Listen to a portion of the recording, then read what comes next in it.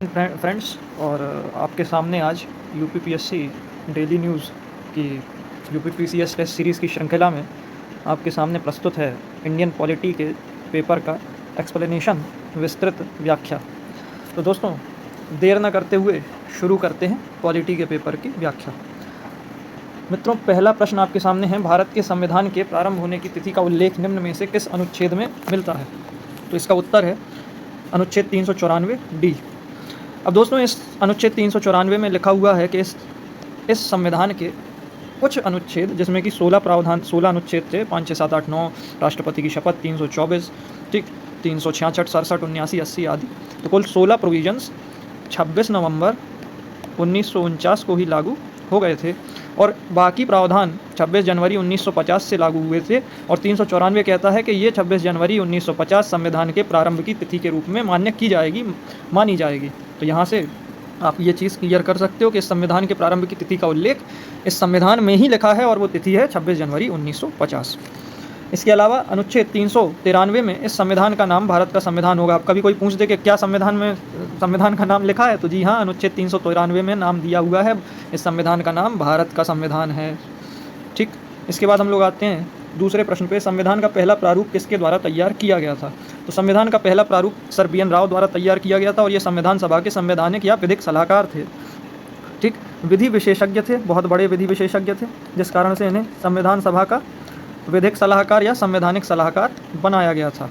ठीक, तो अब कभी भी आपके सामने प्रश्न आए कि संविधान का पहला प्रारूप, बहुत महत्वपूर्ण प्रश्न है, कई लोग जल्दबाजी में इस प्रश्न को गलत कर देंगे, सोचेंगे कि भाई पहला प्रारूप मतलब प्रारूप समिति ने ही बनाया होगा तो प्रारूप समिति बना देंगे, या डॉक्टर अम्बेडकर यहाँ ऑप्शन में दिया है तो डॉक्टर अम्बेडकर लगा देंगे। बट पहला प्रारूप सर BN राव द्वारा तैयार किया गया था। चलिए आगे बढ़ते हैं। तीसरा प्रश्न, निम्न में से कौन से प्रावधान 26 नवंबर 1949 को ही लागू हो गए थे? अभी हमने पहले प्रश्न में देखा कि अनुच्छेद 394 कहता है कि कुछ प्रावधान, जिसमें कि कितने प्रावधान थे? 16 प्रावधान 26 नवंबर 1949 को ही लागू हो गए थे। ठीक, बाकी 26 जनवरी 1950 से, जो कि संविधान के प्रारंभ की तिथि है। तो कौन कौन से हुए थे? 5, 6, 7, 8, 9, 60, 324, 366, 67, 79, 80, 88, 91, 92, 93, 94 स्वयं। कुछ बुक्स में आपको मिलेगा 15, बड़ी फेमस किताबें हैं, उसमें 15 लिखे हुए हैं, बल्कि 15 नहीं है 16, क्योंकि 394 में लिखा यह अनुच्छेद स्वयं, इसका मतलब वो भी शामिल है। तो 394 याद रखना, कुल 16। ठीक, कुल 16 प्रावधान थे जो 26 नवंबर 1949 को ही लागू हो गए। अब आप देखेंगे यहाँ से तो 5 से 9 नागरिकता के प्रावधान हैं। ठीक, 60 में क्या है? राष्ट्रपति की शपथ, राष्ट्रपति की शपथ।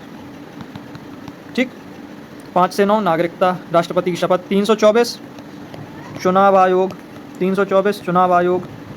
366 परिभाषाएं, 367 निर्वाचन, 379 से 92 अस्थायी प्रावधान। 393 अभी देखा था संविधान का नाम, 393 और 394 हिंदी पाठ, संविधान का प्रारंभ आदि। ठीक है, 394 में संविधान के प्रारंभ की तिथि मिल जाएगी आपको। भाग 22 में 93 और 94 दोनों हैं। ठीक है बच्चों, तो इसको 394 का में है हिंदी पाठ, 94 में नहीं, 394 का, 394 का, 394 ए, जो कि 58वें संविधान संशोधन से आएगा। ठीक, तो 16 प्रावधान। अब नागरिकता, शपथ, संविधान का नाम, संविधान के प्रारंभ की तिथि आदि आदि। तो संविधान का नाम, चौथा ऑप्शन बिल्कुल सही। चुनाव आयोग, तीसरा कथन भी सही, पहला भी सही। इसका आंसर क्या होगा? C134। अभी हमने देख लिए सारी चीज़ें। ठीक, यहाँ पे आप देख भी सकते हो, एक्सप्लेनेशन में मेंशन है 5 से 9 नागरिकता, 324 चुनाव आयोग, 393 संविधान का संक्षिप्त नाम या नाम। ठीक, चलो, किसी भी संविधान के मुख्य प्रायोजन को सर्वोत्तम रूप में प्रतिबिंबित करता है। ठीक है मित्रों, संविधान का सबसे मुख्य काम क्या है? संविधान के मुख्य काम ये हैं कि भाई लोगों के बीच कोऑर्डिनेशन, आपसी समन्वय स्थापित करना। यहाँ पे कहीं समन्वय है नहीं। इसके साथ ही कानून कौन बनाएगा ये बताना, और उस कानून को बनाने की सीमा, शक्ति की सीमा तय करना। मतलब शक्ति किसके पास होगी और उस शक्ति की सीमा कि वो किस शक्ति में। अब ऐसा तो नहीं कोई सरकार, जैसे कानून कौन बनाएगा? निर्वाचित सरकार बनाएगी। बट ऐसा तो नहीं कि वो ऐसा कोई कानून बना दे कि नहीं एक ही रंग के कपड़े पहनेंगे या एक ही तरीके के कपड़े पहनेंगे लोग, या वो कुछ एक धर्म को मानने वालों को विशेष तरजीह देने लगे। तो ऐसा ना हो, इसलिए उन शक्तियों को परिभाषित करना और साथ ही साथ परिभाषित के साथ उनकी सीमा तय करना भी आवश्यक है। तो संविधान के मुख्य प्रायोजनों में से एक सरकार की शक्तियों को परिभाषित करना तथा उनकी सीमा तय करना, ये संविधान का मुख्य कार्य है। संविधान का मुख्य कार्य है। ठीक है मित्रों, चलो आगे बढ़ते हैं। क्वेश्चन नंबर क्वेश्चन नंबर 5 सारभूत रूप में विधि की सम्यक प्रक्रिया का अभिप्राय क्या है? विधि की सम्यक प्रक्रिया यानी कि ड्यू प्रोसेस ऑफ लॉ। ठीक, तो ड्यू प्रोसेस ऑफ लॉ का सीधा सीधा संबंध नैसर्गिक न्याय के सिद्धांत से है, जो कि प्राकृतिक न्याय का सिद्धांत या प्रिंसिपल ऑफ नेचुरल जस्टिस भी कहा जाता है। प्राकृतिक न्याय का सिद्धांत या principle of natural justice PNJ भी बोला जाता है इसे। इसके अंतर्गत एक चीज़ कि बिना सुनवाई के किसी को दंडित ना करें। तो मित्रों, विधि की सम्यक प्रक्रिया का संबंध नैसर्गिक न्याय के सिद्धांत से है, इस बात को आप याद रखेंगे। नैसर्गिक न्याय का सिद्धांत यानी प्राकृतिक न्याय का सिद्धांत PNJ, principle of natural justice, जिसके कुछ आधारभूत आवश्यकताएं हैं। इसके अनुसार बिना सुनवाई के किसी को दंडित नहीं किया जा सकता, चाहे वह अपराधी क्यों ना हो। साफ साफ दिख भी रहा हो कि हाँ उसका दोष है, पर उसको दंडित करने के लिए उसके पक्ष की सुनवाई भी करना आवश्यक है। बिना इसके न्यायपालिका किसी भी प्रकार का कदम नहीं उठाएगी। तो इसीलिए न्यायपालिका में आप देखते होंगे कि अभियुक्त पक्ष और सामने वाले याची पक्ष की दोनों की ही सुनवाई की जाती है। स्वयं के केस की सुनवाई स्वयं ना करें, अर्थात अगर आप किसी मैटर से रिलेटेड हैं तो न्यायपालिका को उस मैटर से स्वयं को हटा लेना चाहिए। जैसे कि अगर किसी जज का कोई रिलेटिव का मैटर आया, वो किसी भी प्रकार से उस व्यक्ति से संबंधित है, तो वह जज उस केस की सुनवाई नहीं करेगा। और भारतीय न्यायपालिका इस सिद्धांत का पालन बहुत ही कड़ाई से करती है। ठीक है मित्रों, तो आगे बढ़ते हैं। तो विधि की सम्यक प्रक्रिया का संबंध नैसर्गिक न्याय के सिद्धांत से है।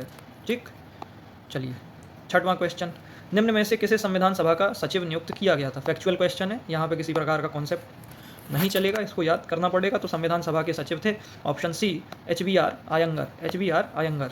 ठीक है मित्रों, संविधान सभा के सचिव HBR अयंगर। मुख्य प्रारूपकार चीफ ड्राफ्ट्समैन SN मुखर्जी साहब।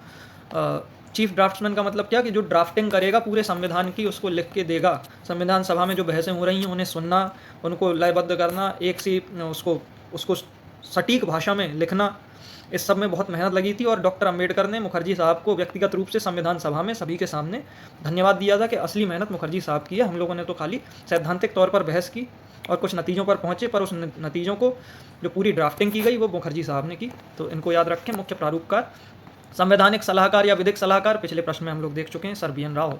प्रारूप अब यहाँ ऑप्शन डी है अल्लादी कृष्णस्वामी अय्यर। तो अल्लादी कृष्णस्वामी अय्यर प्रारूप समिति के सदस्य थे, इसको याद रखना है आपको। ठीक है मित्रों, आगे बढ़ते हैं 7वें प्रश्न पे। संविधान सभा की एकमात्र दलित महिला सदस्य थी। संविधान सभा की एकमात्र दलित महिला सदस्य थी। तो संविधान सभा में सबसे पहले तो आप याद रखें कुल 15 महिला सदस्य थीं, और इसमें एकमात्र दलित महिला सदस्य थीं दाक्षायणी वेलायुधन। इस पर अभी तक प्रश्न नहीं पूछा गया है, किसी UPPCS में प्रश्न ऐसा कुछ देखने को नहीं मिला है, लेकिन आ सकता है, आने की बड़ी प्रबल संभावना है। तो ये प्रश्न आपके सामने आ सकता है, इसको ध्यान से याद करें। इसके अलावा अगर आप देखें तो इसमें से कुछ मुख्य नाम जैसे बेगम एजाज रसूल, विजय लक्ष्मी पंडित, अम्मू स्वामीनाथन आदि, तो आप एक बार नेट पे इन 15 लोगों के नाम सर्च कर लें, उनकी लिस्ट बना लें। ठीक है, चलिए आगे बढ़ते हैं। संविधान सभा के मुख्य प्रारूपकार थे चीफ ड्राफ्ट्समैन, अभी हमने देखा SN मुखर्जी। तो मुखर्जी साहब, ऑप्शन बी, 8वें का B. Nandlal Bose option A में दिया है, वो कौन है? तो नंदलाल बोस संविधान की मूल हस्तलिपि को अलंकृत करने वाले व्यक्ति हैं। नंदलाल बोस शांति निकेतन से थे, भारत के बहुत बड़े चित्रकार रहे हैं, बहुत ही फेमस चित्रकार रहे हैं। प्रेम बिहारी नारायण रायजादा संविधान के प्रमुख सुलेखक यानी कि कैलीग्राफर मतलब सुलेख में जो आप देखते हैं ना, इटैलिक या कुछ अतरंगी सी एकदम टेढ़ी मेढ़ी सी शैली रहेगी, बहुत ही सुंदर देखने में लगती है हम लोगों को। तो उस सुलेख को लिखने वाले थे प्रेम बिहारी नारायण रायजादा। वसंत कृष्ण वैद्य मूल संविधान के हिंदी संस्करण का अलंकरण करने वाले व्यक्ति थे। तो हिंदी संस्करण का अलंकरण वसंत कृष्ण वैद्य ने किया और संविधान की मूल हस्तलिपि का अलंकरण नंदलाल बोस ने किया। इन दोनों के डिफरेंस को ध्यान से याद रखना। ठीक, अब आते हैं 9वें क्वेश्चन पे। 9वां क्वेश्चन क्या कहता है? सुमेलित करिए। तो भाग 12 में है वित्त संपत्ति तथा वाद। ठीक है, तो भाग 12 ए का हो गया तीसरा। भाग 16 क्या है? कुछ वर्गों से संबंधित विशेष प्रावधान। तो ए का तीसरा, बी का दूसरा। भाग 22 क्या कहता है? संक्षिप्त नाम और हिंदी पाठ। तो सी का चौथा, और डी 19 प्रकीर्ण, डी का पहला। आइए ऑप्शन देख लेते हैं। ए का तीसरा, बी का दूसरा, सी का चौथा, डी का पहला। ऑप्शन सी सही है। यहाँ से हम लोगों ने देख लिया इसका भी आंसर। ठीक, तो भाग आप ध्यान से याद करो, क्योंकि बच्चों यहाँ पे क्या होता है कि भाग के चक्कर में छोटा क्वेश्चन है, फैक्चुअल है, बट हल्के में मत लेना, क्योंकि इसमें प्रश्न बारीकी में गलत हो जाता है। तो भाग याद कर लो, ढंग से याद करना, कितने भाग हैं और सभी के नाम। भारतीय संविधान का कौन सा अनुच्छेद परिभाषाओं से संबंधित है? चलिए आगे देखते हैं। तो अनुच्छेद 366 परिभाषाओं से संबंधित है, ऑप्शन सी। 366 में विभिन्न प्रकार की परिभाषाएं हैं, जैसे जीएसटी, आयकर, एंग्लो इंडियन कौन होगा, इसी प्रकार की 25-30 परिभाषाएं, कानूनी परिभाषाएं, कि अगर कोई डाउट है तो आप यहाँ से मैच कर सकते हो। ठीक, तो विभिन्न परिभाषाएं मिलेंगी 66 में। 364 अतरंगी है, इसको याद करने की कोई आवश्यकता नहीं। 365 का संबंध राष्ट्रपति शासन से है। 356 तो आपको याद होगा, आपातकाल में। 352, 356, 360, 356 राष्ट्रपति शासन सीधे तौर पे, और 365 संघ द्वारा दिए गए निर्देशों का अनुपालन करने में असफलता का प्रभाव दिखाता है। अगर संघ द्वारा, केंद्र सरकार द्वारा दिए गए निर्देशों का पालन करने में राज्य सरकार विफल रहेगी तो ये माना जाएगा कि राज्य में संवैधानिक मशीनरी फेल हो चुकी है। जैसे आजकल बंगाल की गवर्नमेंट पे आरोप लग रहे हैं संवैधानिक मशीनरी, हालांकि वो केस भी बहुत ही, क्या कहें, उसके बारे में तो शब्द भी नहीं है कहने के लिए, बट उसके बाद जितनी भी चीज़ें, घटनाएं दिखी तो वहाँ पे दिखता है कि भाई संवैधानिक मशीनरी कहीं ना कहीं फेल हो रही है। हालांकि वहाँ संघ द्वारा दिए गए निर्देशों का अनुपालन तो कोई मुद्दा है ही नहीं। 367 निर्वचन, मतलब अब इंटरप्रिटेशन। यहाँ निर्वचन से सरल तो इंटरप्रिटेशन शब्द लग रहा है कि इंटरप्रेट कर लेंगे। क्या इंटरप्रिटेशन, किस चीज़ का? तो ये कहता है कि भाई अगर किसी कानून को समझने में कोई समस्या है तो उसका वही अर्थ निकाला जाएगा, जब तक उस पर कोई कानून स्पष्ट ना बना हो तो उसका वही अर्थ निकालेंगे जो कि जनरल क्लॉजेज एक्ट 367 में, जो कि जनरल क्लॉजेज एक्ट में 1897 में लिखा है, साधारण खंड अधिनियम 1897 में जो चीज़ लिखी है वो मानी जाएगी। ठीक, तो 367 निर्वचन या इंटरप्रिटेशन से संबंधित है। अंदर ज़्यादा याद करने की ज़रूरत नहीं है, बट 367 इतना याद कर लेना कि निर्वचन या इंटरप्रिटेशन से संबंध रखता है, और 366 परिभाषाओं से। चलो 11वें प्रश्न पे बढ़ते हैं मित्रों। 11वां प्रश्न क्या है? इसमें टाइपिंग में कुछ एरर हो गई थी, और एक्चुअली यहाँ ABCD के बजाय ये चारों कथन है, तो हम लोग कथन देख लेते हैं। पहला कथन क्या है? प्रस्तावना का स्वतंत्र रूप से कोई प्रभाव नहीं है। तो जी हाँ, पहला कथन पूर्ण रूप से सही है, प्रस्तावना का स्वतंत्र रूप से कोई प्रभाव नहीं है। प्रस्तावना सरकार की शक्ति या सीमा का स्रोत है। तो मित्रों, प्रस्तावना सरकार की शक्ति पर किसी भी प्रकार की ना तो सीमा लगाती है और ना ही उसकी शक्ति का किसी भी प्रकार का स्रोत है, इसको याद रखना। ठीक है, तो बी कथन दूसरा गलत हो गया, तो पहला सही, दूसरा गलत। तीसरा कथन, प्रस्तावना भारतीय संविधान का हिस्सा नहीं है, ये बिल्कुल गलत है, क्योंकि केशवानंद भारती केस में ये बोला जा चुका है सुप्रीम कोर्ट के द्वारा कि प्रस्तावना भारतीय संविधान का हिस्सा है, यह अन्य प्रावधानों की व्याख्या में सहायक है। तो हाँ मित्रों, प्रस्तावना अन्य प्रावधानों की व्याख्या में पूर्ण रूप से सहायक है। अगर कहीं भी संविधान के इंटरप्रिटेशन में कन्फ्यूजन उत्पन्न होता है, अथवा दो प्रावधानों के बीच में टकराव की स्थिति दिख रही है, स्पष्ट अर्थ नहीं निकल पा रहा है, तो ऐसे में न्यायपालिका प्रस्तावना की सहायता लेती है और इस प्रस्तावना के अनुरूप जो अर्थ निकलेगा उसको मान्यता देगी। तो यहाँ से कथन चौथा भी सही है। तो पहला सही, चौथा सही, दूसरा और तीसरा गलत।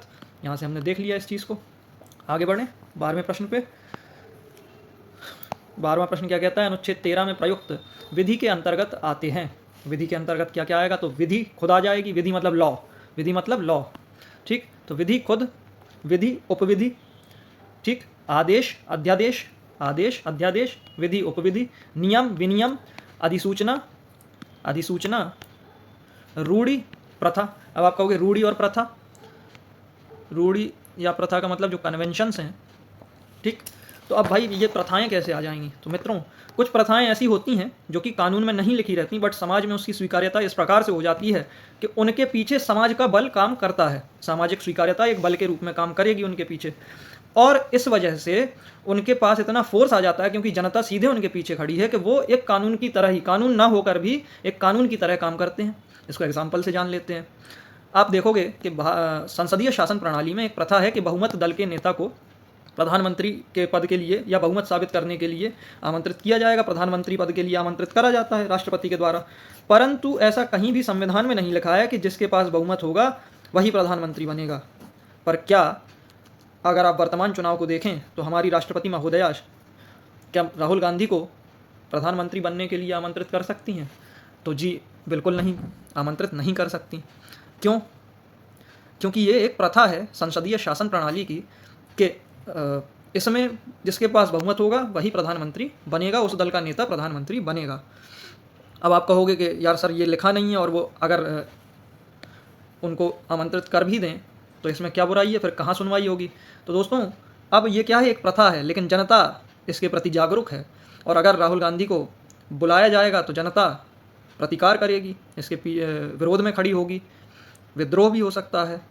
तो ऐसी कंडीशन में आप देख रहे हो कि प्रथा होते हुए भी जनता के बल के कारण, और कोई भी विधि क्या है, विधि बनाने वाले कौन है, संविधान को बनाने वाले कौन है, किसने ये संविधान दिया है। प्रस्तावना पढ़ोगे तो आपको दिखेगा पहली लाइन, हम भारत के लोग, we the people of India having solemnly resolve to constitute India into a sovereign socialist democratic secular Republic.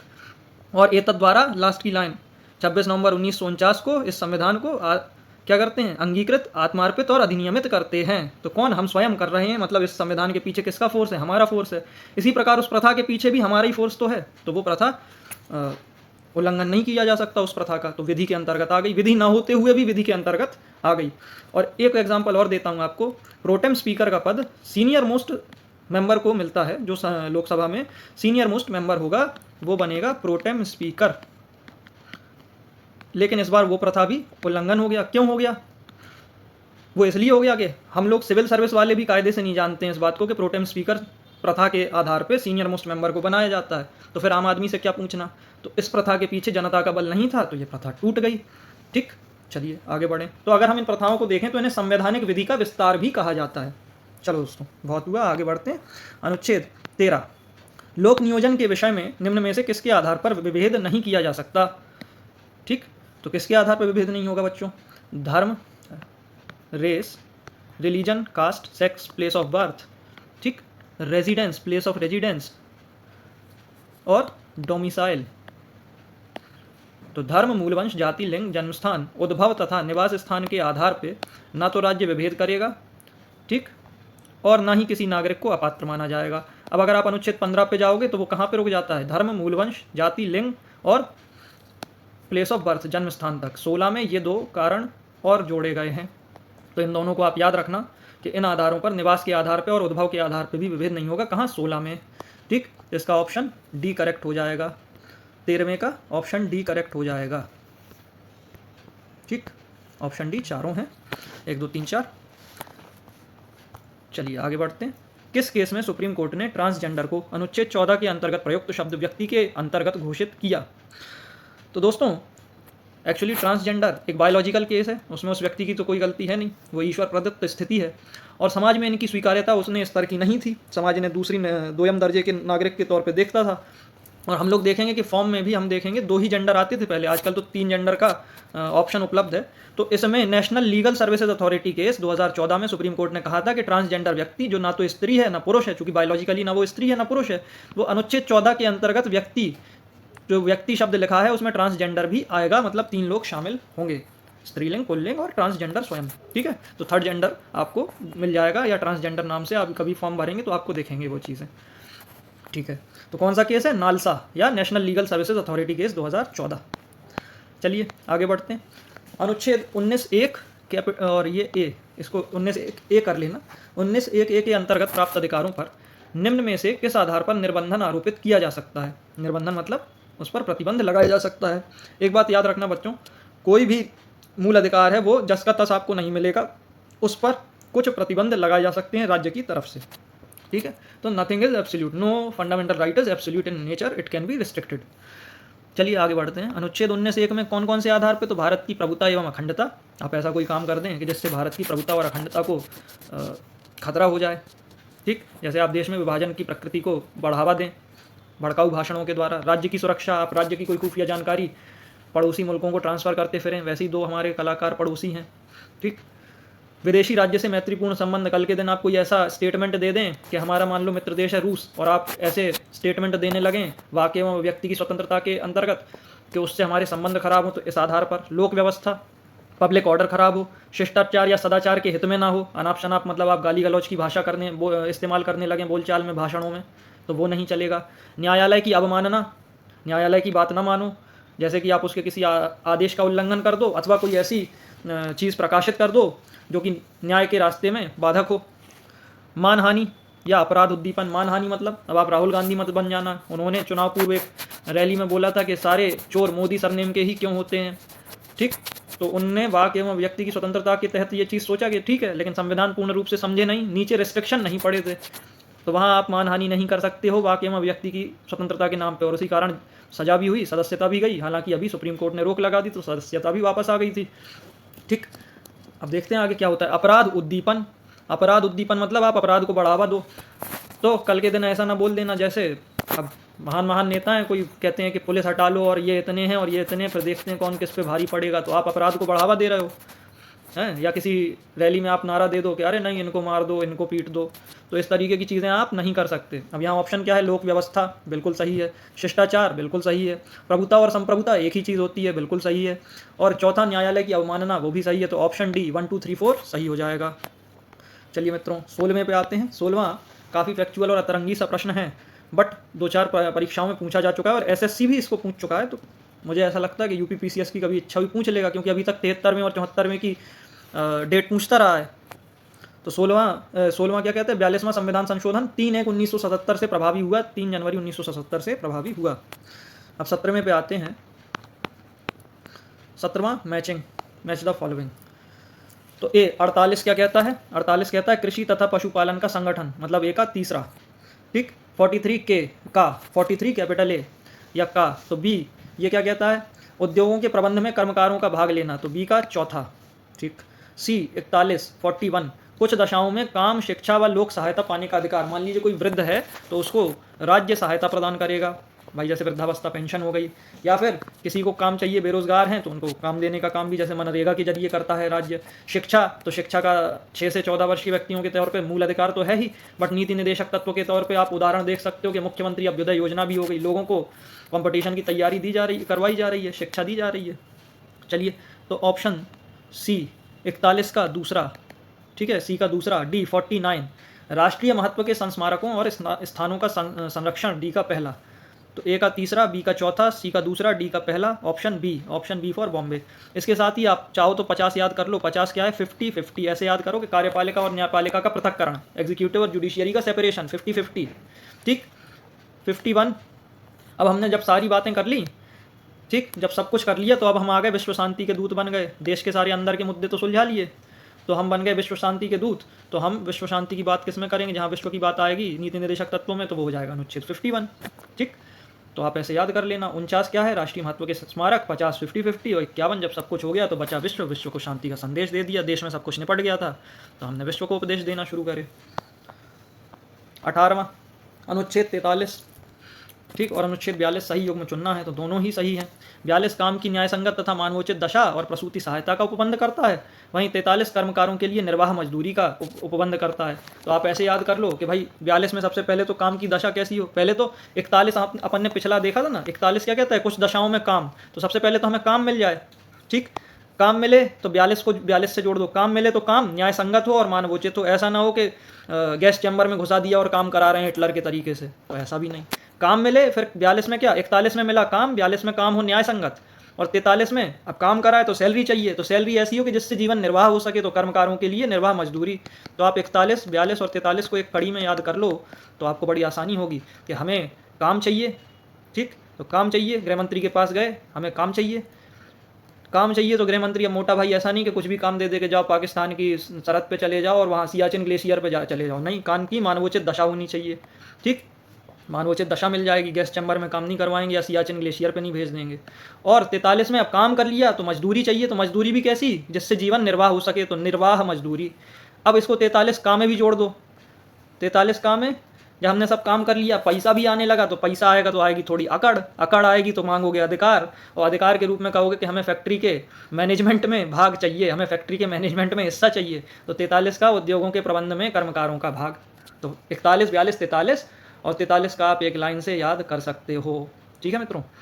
आगे बढ़ते हैं 19वें प्रश्न पे। निम्न में से किस वाद में सुप्रीम कोर्ट ने न्यायपालिका के न्यायिक कार्यों को राज्य की परिभाषा के बाहर घोषित कर दिया, ठीक।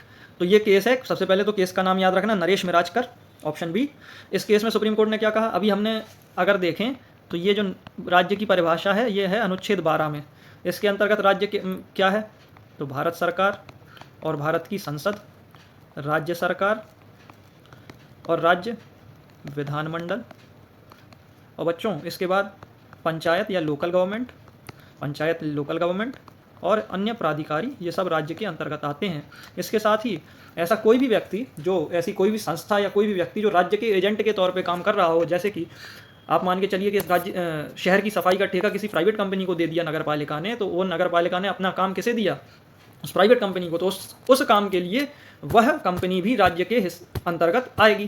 ठीक, अब यहाँ पे न्यायपालिका को क्यों नहीं रखा? तो अभी हमने प्राकृतिक न्याय का सिद्धांत देखा था कुछ क्वेश्चन पहले, तो वहाँ पे क्या था कि कोई भी अपने मामले की सुनवाई स्वयं नहीं कर सकता है। अब अगर सुप्रीम कोर्ट या न्यायपालिका राज्य का हिस्सा हो जाएगी तो ज़्यादातर केसेस आप देखते होंगे गवर्नमेंट के खिलाफ करते हैं हम लोग, गवर्नमेंट से त्रस्त होके, तो अब उन केसेस में गवर्नमेंट तो राज्य का हिस्सा है, बट अगर राज्य का हिस्सा, कोर्ट भी उसी राज्य का हिस्सा बन जाएगा, तो राज्य स्वयं के मामले की सुनवाई स्वयं नहीं कर रहा है क्या?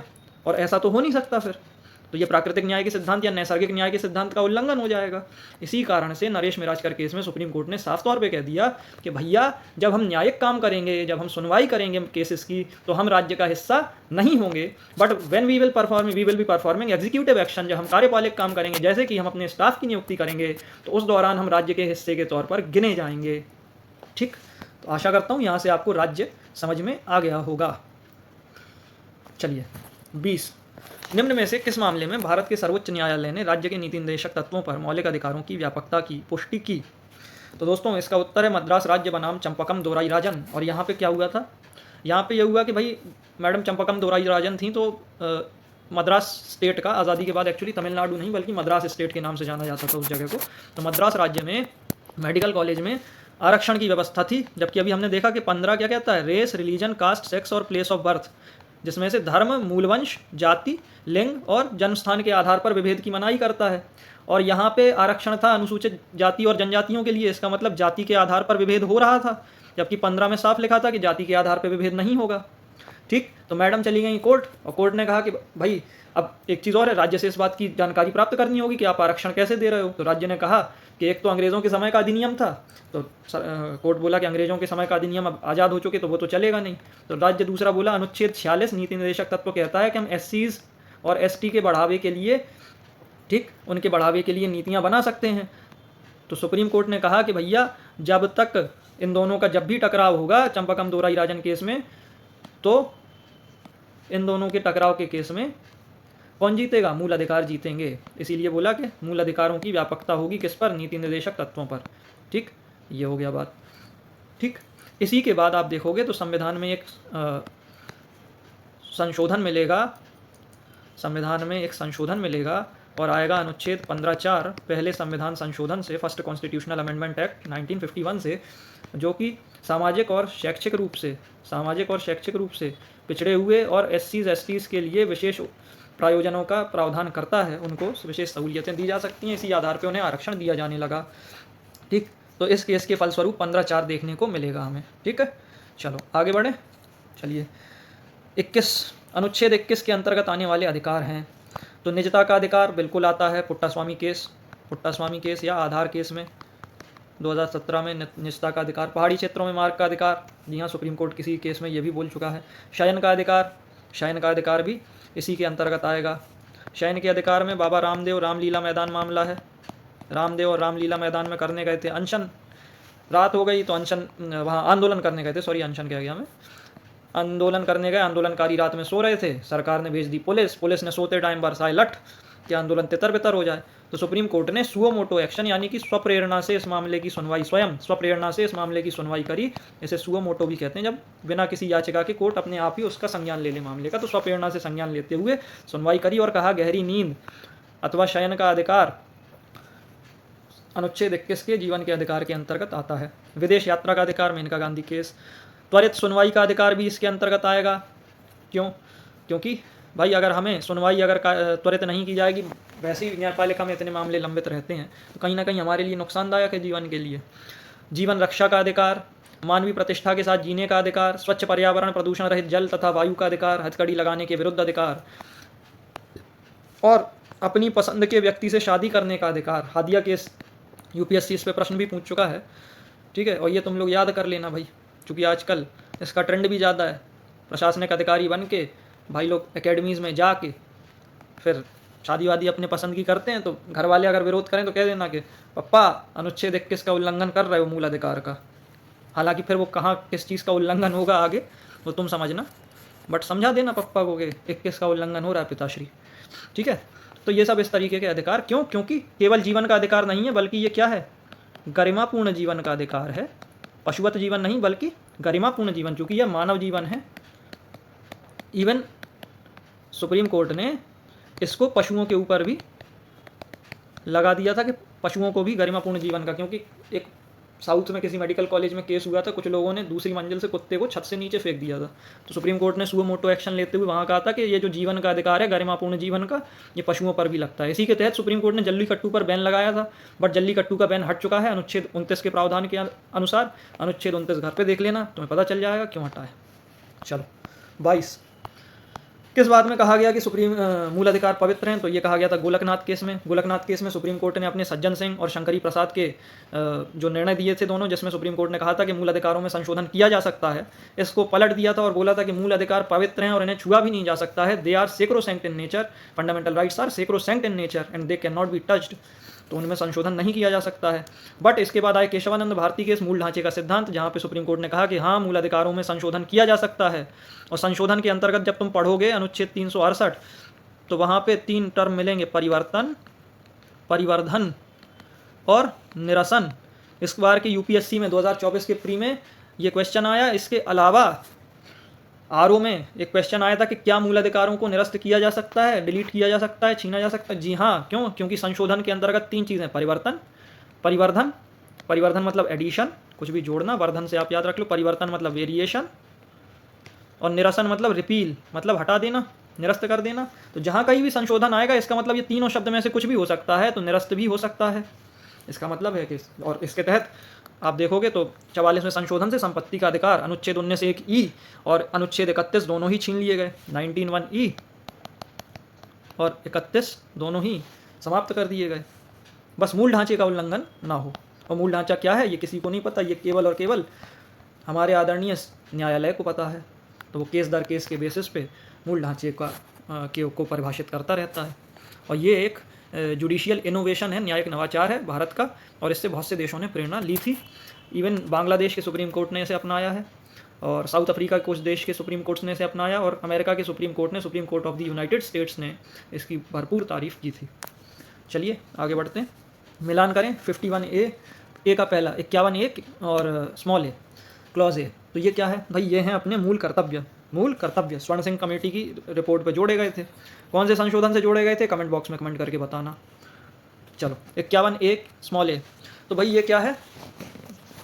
भाई सबसे पहला मूल कर्तव्य तो यही होगा कि किसी भी देश के नागरिक संविधान का पालन करें। संविधान का पालन ही नहीं करोगे तो आगे तो कुछ कर ही नहीं पाओगे। तो पहला, संविधान का पालन करें। 51A clause D. Clause D क्या कहता है? डी मतलब DABCD, चौथे नंबर पे आया। डी फॉर डिफेंड या डिफेंस, और देश की रक्षा। तो डिफेंस, डी से डिफेंस और देश की रक्षा करना, ठीक है। डी से डिफेंस, देश की रक्षा करें। 51A क्लॉज ई। ई कहाँ आएगा? 5वें नंबर पे आएगा, ठीक।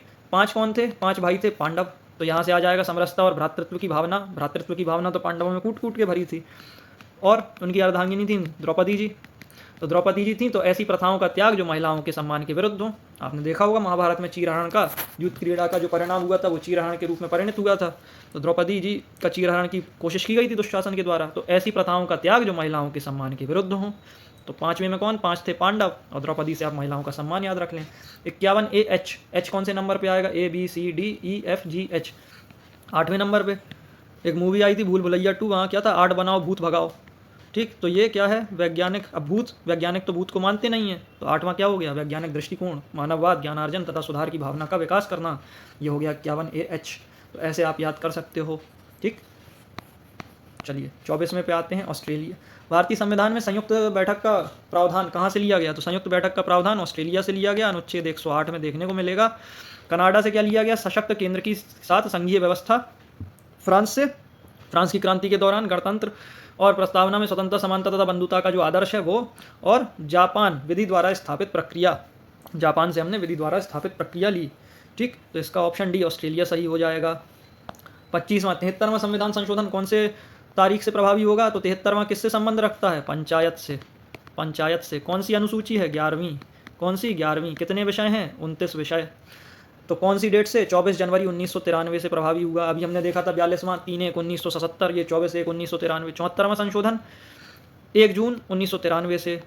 भाग 12 नगर पालिका, भाग 12 नगर पालिका ठीक है, आगे बढ़ें। चलो आगे बढ़ते हैं मित्रों 26वें प्रश्न पे। द्वितीय अनुसूची में वेतन, द्वितीय अनुसूची में वेतन, तो केंद्रीय मंत्री का वेतन नहीं, संसद सदस्य का वेतन नहीं, राज्यपाल का वेतन जी हाँ, और कैग का वेतन जी हाँ। तो 2 और 3 ऑप्शन सी सही हो जाएगा। अब इसमें किस किस का वेतन होता है, तो राष्ट्रपति और राज्यपाल का वेतन, लोकसभा अध्यक्ष और उपाध्यक्ष, राज्यसभा के सभापति तथा उपसभापति, विधानसभा के इनके जो काउंटर पार्ट विधानसभा और विधान परिषद में हैं वो, और हाईकोर्ट और सुप्रीम कोर्ट के न्यायाधीश और कैग।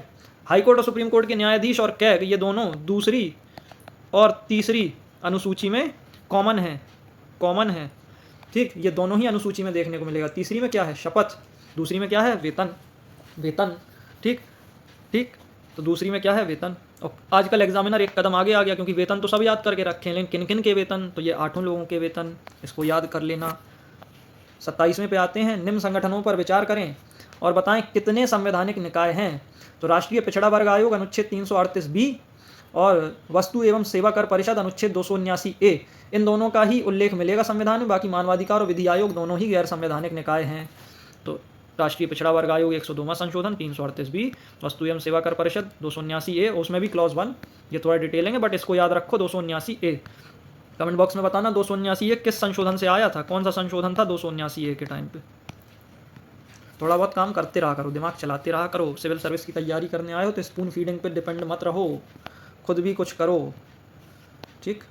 चक दे इंडिया गाना है ना, कुछ करिए कुछ करिए, तो बस हाँ कुछ करिए, काम धाम करते रहो। 28, पहला क्या कहता है, अखिल भारतीय सेवाओं के संबंध में निम्न कथनों पर विचार करें। इसका उल्लेख अनुच्छेद 314 में मिलता है, तो पहला गलत है। इनका उल्लेख 312 में मिलता है, तो पहला तो गलत हो गया। दूसरा, यदि राज्यसभा एक प्रस्ताव पारित करे और ऐसा करना राष्ट्रहित में आवश्यक है तो संसद एक नवीन अखिल भारतीय सेवा का सृजन कर सकती है। तो भैया दूसरा कथन बिल्कुल सही है, दूसरा सही हो गया, पहला गलत, दूसरा सही। वर्तमान में इसके अंतर्गत भारतीय प्रशासनिक सेवा, भारतीय पुलिस सेवा तथा भारतीय वन सेवा आते हैं। तो जी हाँ, वर्तमान में IAS, IPS और IFS भारतीय वन सेवा इसमें शामिल हैं। और 42वें संविधान संशोधन से अगर आप इस क्लॉज को, इस अनुच्छेद को, आर्टिकल को पढ़ेंगे संविधान में, तो वहाँ साफ लिखा है कि एक अखिल भारतीय न्यायिक सेवा के सृजन के लिए भी उपबंध किया गया था, लेकिन अब तक ऐसा कोई कानून नहीं बना है, ऐसी कोई सेवा का सृजन नहीं हुआ है। इसको याद कर लेना, पूछा जा सकता है, क्योंकि बहुत से लोगों को नहीं पता है और लोग कहेंगे यार ये तो कोई सेवा है नहीं और इसका प्रावधान होगा भी नहीं, तभी तो सेवा नहीं बनी, बट प्रावधान है, ठीक है। तो चौथा सही है, तीसरा सही है। 2, 3, 4, तो निम्न में से कितने कथन सत्य हैं, तो 2 कथन सत्य हैं। कौन सा कर रहे थे हम लोग, 28 ही तो कर रहे थे, हाँ ठीक है, सी, हाँ 3 कथन सत्य हैं, सॉरी 2, 3, 4 3 कथन, तो सी केवल 3 कथन सत्य हैं। चलिए आगे आइए। 29वें में आप देखें, काल क्रमानुसार व्यवस्थित करें।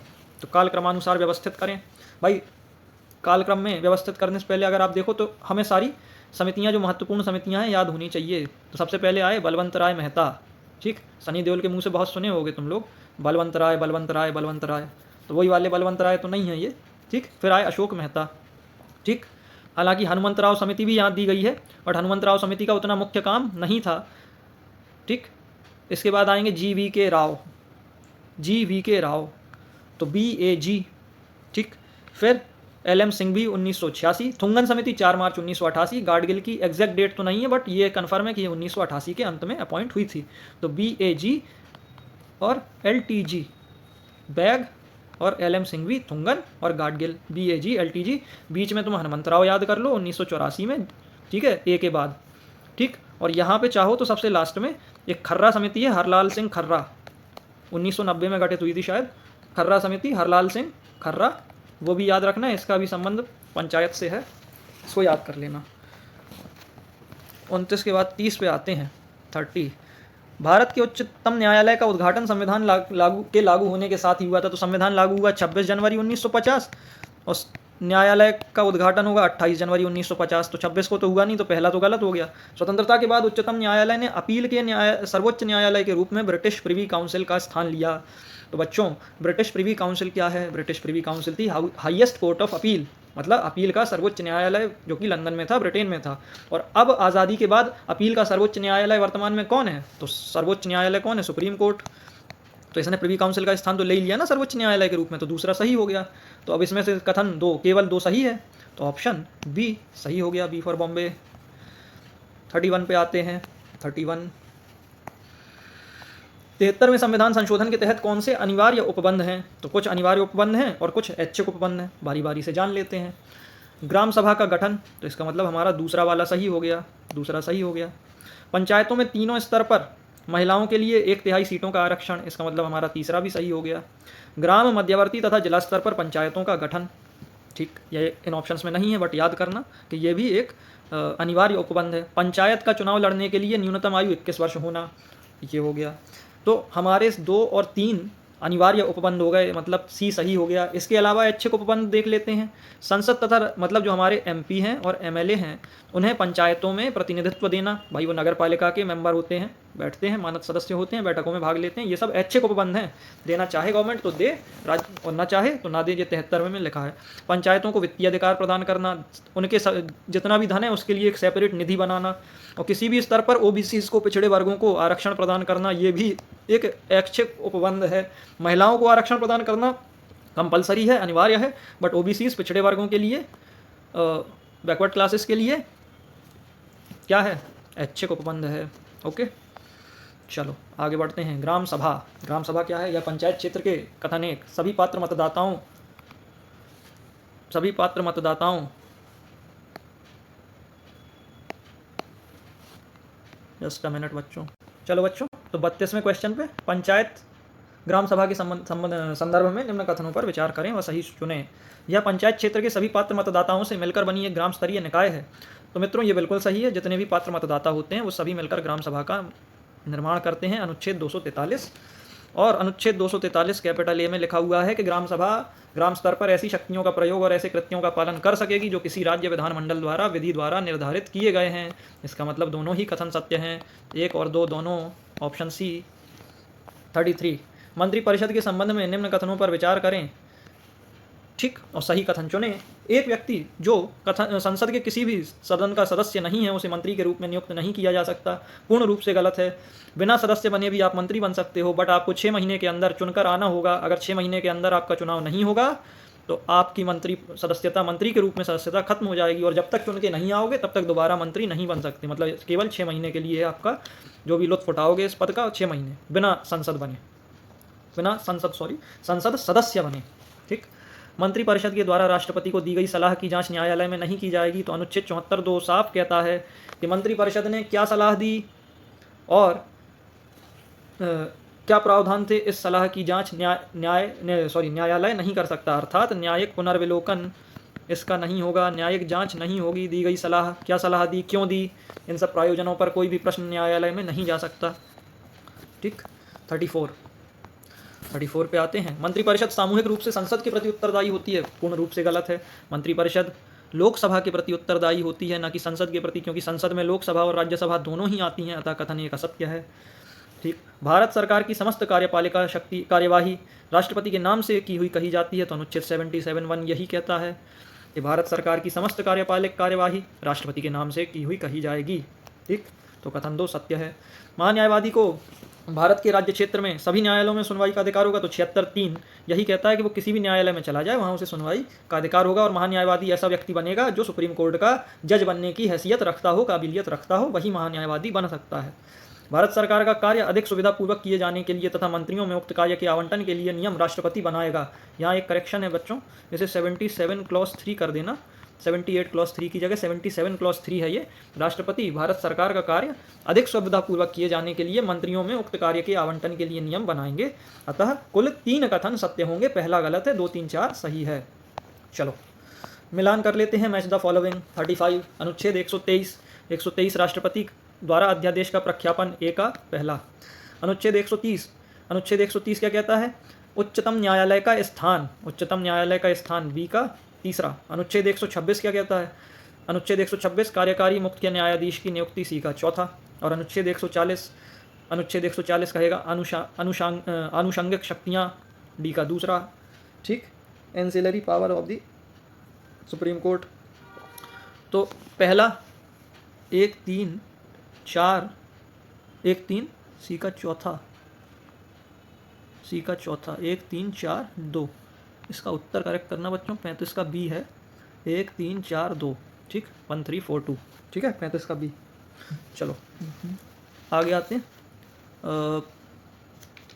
इसको थोड़ा सा समझ लेते हैं। 1, 2, 3 राष्ट्रपति का अध्यादेश जारी करने की ताकत है, और 2, 1, 3 राज्यपाल। तो 1, 2 का 3 राष्ट्रपति और 2, 1 का 3, मतलब 1 और 2 को आपस में पलट दोगे तो तुम्हें मिल जाएगा राज्यपाल का अध्यादेश, और 130 में 1, 2, 3 में राष्ट्रपति का। ठीक। 126 कार्यकारी मुख्य न्यायमूर्ति, जब CJI ना हो या बीमार हो, अपना काम नहीं कर पा रहे या पद खाली हो, तो कार्यकारी मुख्य न्यायमूर्ति, जब तक कि परमानेंट नियुक्त ना हो।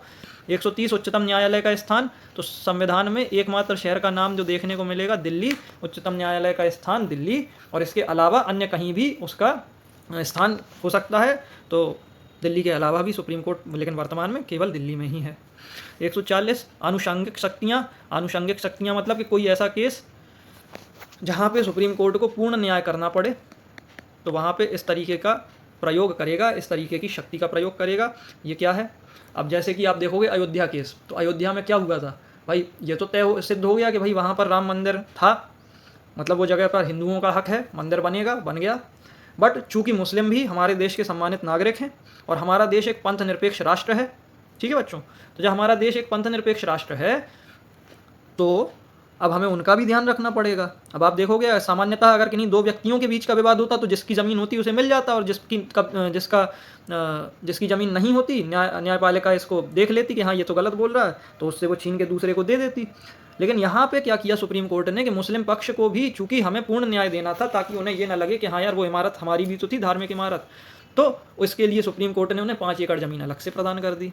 तो सुप्रीम कोर्ट क्या है, पूर्ण न्याय प्रदान करने के लिए अपनी आनुषंगिक शक्तियों का प्रयोग कर सकता है। इसके अलावा कुछ जगह लचीलापन भी दिखा देता है सुप्रीम कोर्ट। लचीलापन कैसे कि पता चले लॉ तो बहुत कठोर थी, लेकिन उस व्यक्ति की अनजाने में उससे वो गलती हो गई, तो सुप्रीम कोर्ट कई बार आप देखोगे कोर्ट के, हाँ भाई आपका पहला अपराध था, इस वजह से हम आपको चेतावनी या केवल जुर्माना लगा के छोड़ रहे हैं, अभी आपको दंडात्मक कार्रवाई, दंडात्मक तो कर दी हमने, आप पे जुर्माना लगाया, बट आपको जेल में नहीं डाल रहे हैं क्योंकि आप फर्स्ट टाइम ऑफेंडर हो। तो हाँ, हम थोड़ा सा लचीलापन भी दिखा देते हैं। अर्नब गोस्वामी का केस हुआ था, तो उनको बेल देने में सुप्रीम कोर्ट ने इस लचीलेपन का जो आनुषंगिक शक्ति का उपयोग किया था अर्नब गोस्वामी केस में। ठीक, तो पूर्ण न्याय आप देखोगे अयोध्या केस, लचीलेपन अर्नब गोस्वामी केस, इन दोनों केस में आपको ये चीज़ें देखने को मिल जाएंगी। चलो मित्रों आगे बढ़ें।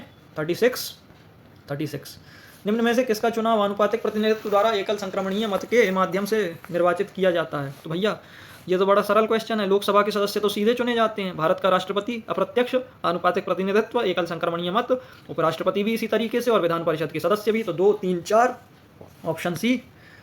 ठीक, हल्का क्वेश्चन है, आराम से हो जाएगा। भारत के राष्ट्रपति को प्राप्त नहीं है आत्यंतिक वीटो, विशेषित वीटो, निलंबनकारी, पॉकेट वीटो।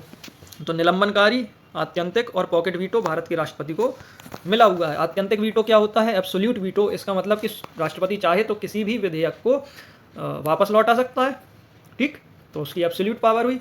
निलंबनकारी मतलब विचारार्थ वापस लौटा सकता है, सस्पेंड कर सकता है, कुछ समय के लिए टाल सकता है, तो वो उसके निलंबनकारी, सस्पेंसिव वीटो हो गया।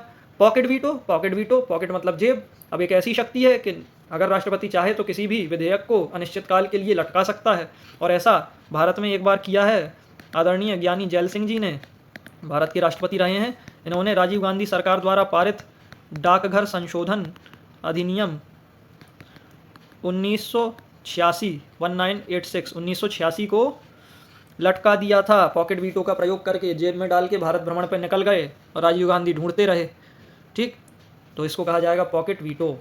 बट विशेषित वीटो क्या है बच्चों? विशेषित वीटो यानी कि क्वालिफाइड वीटो, ये अमेरिकन राष्ट्रपति को प्राप्त है। और यहाँ पे कुछ ऐसी कंडीशन जहाँ राष्ट्रपति को लगेगा कि ये कानून गलत है और इसमें सुधार की ज़रूरत है, तो इस वीटो का अगर वो प्रयोग कर देगा तो फिर विशेषित नाम ही लिखा है, तो दोनों सदनों को विशेष बहुमत से, जैसे भारत में 2/3 बहुमत है, जो विशेष बहुमत से उसको पारित करना पड़ेगा अगर अमेरिकन राष्ट्रपति विशेषित वीटो, क्वालिफाइड वीटो का प्रयोग कर देगा। क्वालिफाइड वीटो का प्रयोग कर देगा तो फिर वहाँ 2/3 बहुमत से जब तक पास नहीं होगा तब तक राष्ट्रपति के पास दोबारा ये नहीं पहुँचेगा। ठीक, आगे बढ़ें। प्रोटेम स्पीकर के संबंध में सत्य कथन चुनें। प्रोटेम स्पीकर को शपथ राष्ट्रपति द्वारा दिलाई जाती है, बिल्कुल सही। यह सदन की कार्यवाही की अध्यक्षता स्थायी तौर पर करता है, तो ये गलत है। यह सदन की कार्यवाही की अध्यक्षता अस्थायी तौर पर जब तक कि लोकसभा के अध्यक्ष का चुनाव नहीं हो जाता है तब तक करेगा। इसके अलावा ये एक और काम करता है, ये जो नवनिर्वाचित सांसद होते हैं, नए चुनकर आए हुए, उनको शपथ दिलाने का काम भी प्रोटेम स्पीकर करेगा, और लोकसभा अध्यक्ष के चुनाव को करवाने का काम भी प्रोटेम स्पीकर करेगा। अब कमेंट बॉक्स में एक कमेंट बताना, चूंकि ये मुद्दा बहुत हाईलाइट रहा। अभी हम लोगों ने शुरुआती क्वेश्चन में जब प्रथा हम लोग देख रहे थे, तो हमने देखा था कि प्रोटेम स्पीकर की प्रथा टूटी। तो बताइएगा कि इस विधानसभा में 18वीं लोकसभा में प्रोटेम स्पीकर किसे नियुक्त करा गया था, उनका नाम कमेंट बॉक्स में बताएंगे आप। ठीक। 39, संसद के दोनों सदनों के संदर्भ में निम्न पर विचार करें व सत्य चुनें। लोकसभा का विघटन मंत्रिपरिषद की सलाह पर लोकसभा अध्यक्ष द्वारा किया जा सकता है। राज्यसभा के सदस्यों की पदावधि का उल्लेख संविधान के अनुच्छेद 83 में मिलता है। तो मित्रों, लोकसभा का विघटन मंत्रिपरिषद की सलाह पर लोकसभा अध्यक्ष द्वारा नहीं बल्कि राष्ट्रपति द्वारा किया जाता है, तो पहला कथन गलत। और राज्यसभा के सदस्यों की पदावधि का उल्लेख 83 में नहीं मिलता है। 83 में लिखा हुआ है कि राज्यसभा का विघटन नहीं होगा, अर्थात कौन सा अनुच्छेद कहता है कि राज्यसभा एक परमानेंट या स्थायी सदन होगा?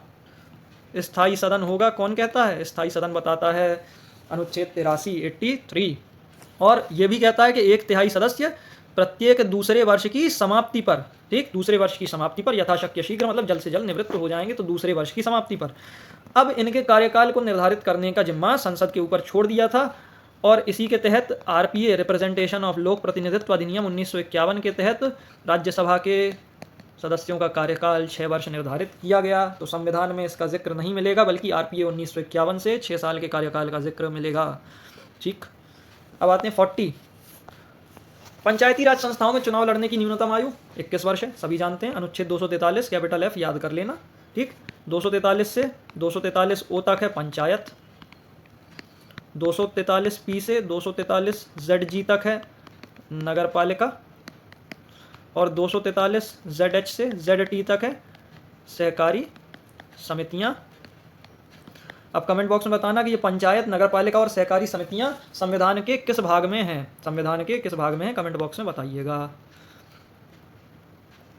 चलो आगे बढ़ते हैं। 41 पंथ निरपेक्ष राज्य का अर्थ होता है। तो मित्रों, पंथ निरपेक्ष राज्य की 3 विशेषताएं होती हैं। राज्य का कोई आधिकारिक धर्म नहीं होता है, जैसे कि भारत। तो जो भारत में हमें संविधान में अनुच्छेद 1 मिलेगा लिखा हुआ, हम वहाँ पे देख सकते हैं कि अनुच्छेद 1 क्या कहता है? India that is Bharat. Bharat अर्थात इंडिया, इंडिया अर्थात भारत। यहाँ कहीं लिखा है कि हिंदू रिपब्लिक ऑफ भारत? नहीं लिखा। या किसी अन्य धर्म का नाम? तो नहीं। बट अपने अगर पड़ोसी पे चले जाएं तो वो क्या है? Islamic Republic of Pakistan. तो वो उसका आधिकारिक धर्म ही हो गया इस्लाम। तो पहली विशेषता, राज्य का कोई आधिकारिक धर्म नहीं होगा। राज्य नागरिकों को धार्मिक स्वतंत्रता प्रदान करता है, अनुच्छेद 25 से 28 हमें देखने को मिलेगा। राज्य धर्म के आधार पर भेदभाव नहीं करता है, यह भी धार्मिक स्वतंत्रता के अंतर्गत देखने को मिल जाएगा। और सांस्कृतिक और शैक्षिक अधिकारों में भी हम देखेंगे कि अल्पसंख्यकों के हितों की रक्षा का प्रयास संविधान द्वारा किया गया है। अब आप ऑप्शन ABC पढ़ोगे, डी तो गलत हो गया, राज्य धार्मिक कृत्यों को समर्थन देता हो, लेकिन ABC आप पढ़ोगे तो तीनों ही दिख रहे हैं आपको, तीनों कैरेक्टरिस्टिक हैं। बट अगर किसी राज्य का सबसे आवश्यक विशेषता क्या है? विकल्प A, मतलब अगर उसका कोई आधिकारिक धर्म हो गया तो फिर वो चाहे जो भी करता रहे वो पंथ निरपेक्ष नहीं बचेगा। इसलिए विकल्प A होना परम आवश्यक है सबसे पहले पंथ निरपेक्षता के लिए। ठीक है, तो पहली कंडीशन सबसे ज़्यादा ज़रूरी है, उसके बाद अगली आएंगी।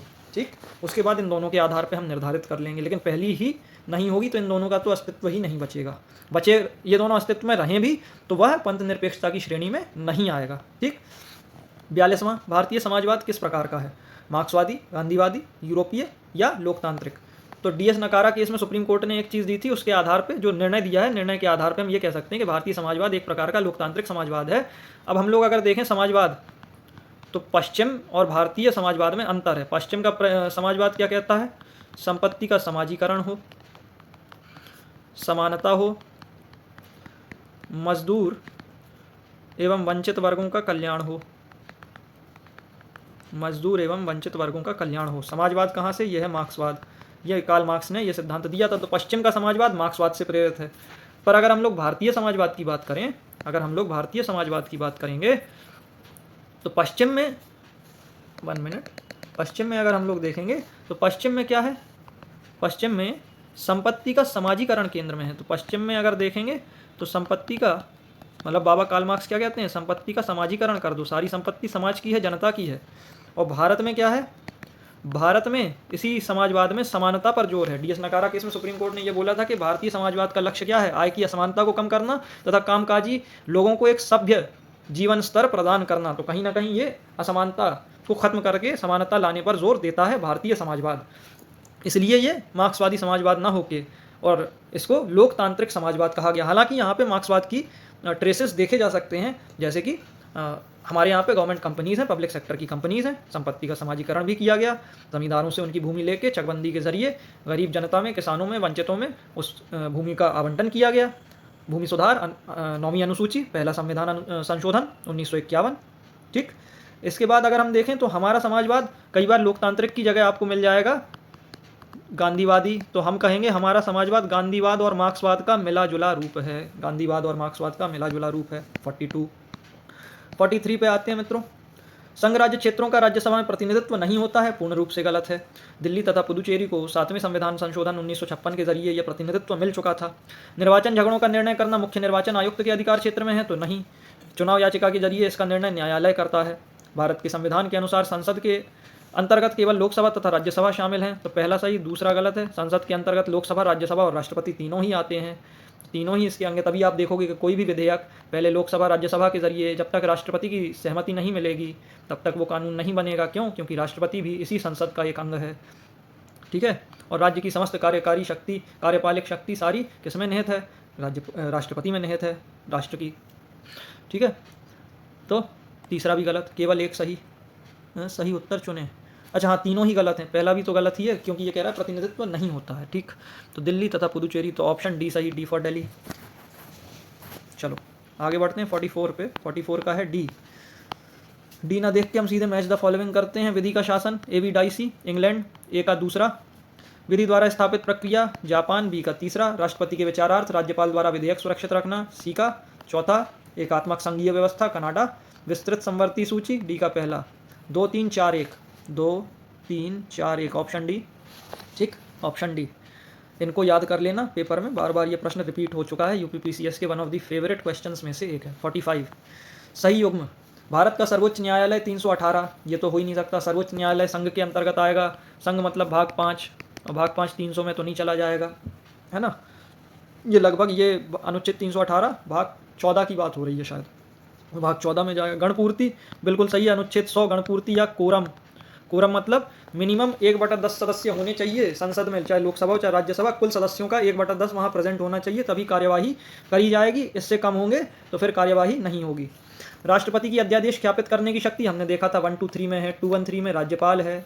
तो 123 1 और 2 को पलट दो, 213 राज्यपाल मिल जाएगा। प्रशासनिक अधिकरण 323 कैपिटल ए में है, 323 कैपिटल ए में है, 323 में नहीं है, तो इसको याद कर लेना। 46 पे आते हैं बच्चों। राज्य की संवैधानिक सरकार, संवैधानिक सरकार वह सरकार है। संवैधानिक सरकार क्या करती है भैया? सरकार की शक्तियों की सीमा तय करना, शक्तियों को परिभाषित करना। तो इसका मतलब पहला कथन, राज्य की सत्ता के हित में व्यक्ति की स्वतंत्रता पर, तो व्यक्ति की स्वतंत्रता पर तो प्रतिबंध बिल्कुल नहीं लगाएगा संविधान। ठीक, व्यक्ति की स्वतंत्रता के हित में राज्य की सत्ता यानी सरकार पर प्रतिबंध। हाँ, तो संविधान यही तो बताता है कि राज्य ये नहीं करेगा या राज्य ये नहीं करेगा। मूल अधिकार में तो जनरली इसी का बखान मिलेगा सारा आपको। तो इसका मतलब केवल 2, ऑप्शन बी। चलो 47 लोग राष्ट्रपति के चुनाव के लिए निर्वाचक मंडल के सदस्य होते हैं। निर्वाचक मंडल के सदस्य कौन कौन? तो भैया जितने भी निर्वाचित सदस्य होंगे, कहाँ कहाँ के? लोकसभा के, राज्यसभा के निर्वाचित सदस्य, राज्य विधानसभाओं के निर्वाचित सदस्य, विधान परिषद के निर्वाचित सदस्य इसमें शामिल नहीं होते हैं। और इसके अलावा दिल्ली तथा पुदुचेरी के निर्वाचित सदस्य, इन्हें कौन से संशोधन से जोड़ा गया? तो 70वें से। कौन से संशोधन से? 70वें से। और पिछले एक क्वेश्चन में हम लोगों ने देखा था, राज्यसभा के चुनाव में संघ राज्य क्षेत्रों को प्रतिनिधित्व 7वें से दिया गया और राष्ट्रपति के चुनाव में 70वें से। तो राज्यसभा में मिलेगा 7वें से और राष्ट्रपति 70वें से। आर से राज्यसभा और आर से राष्ट्रपति।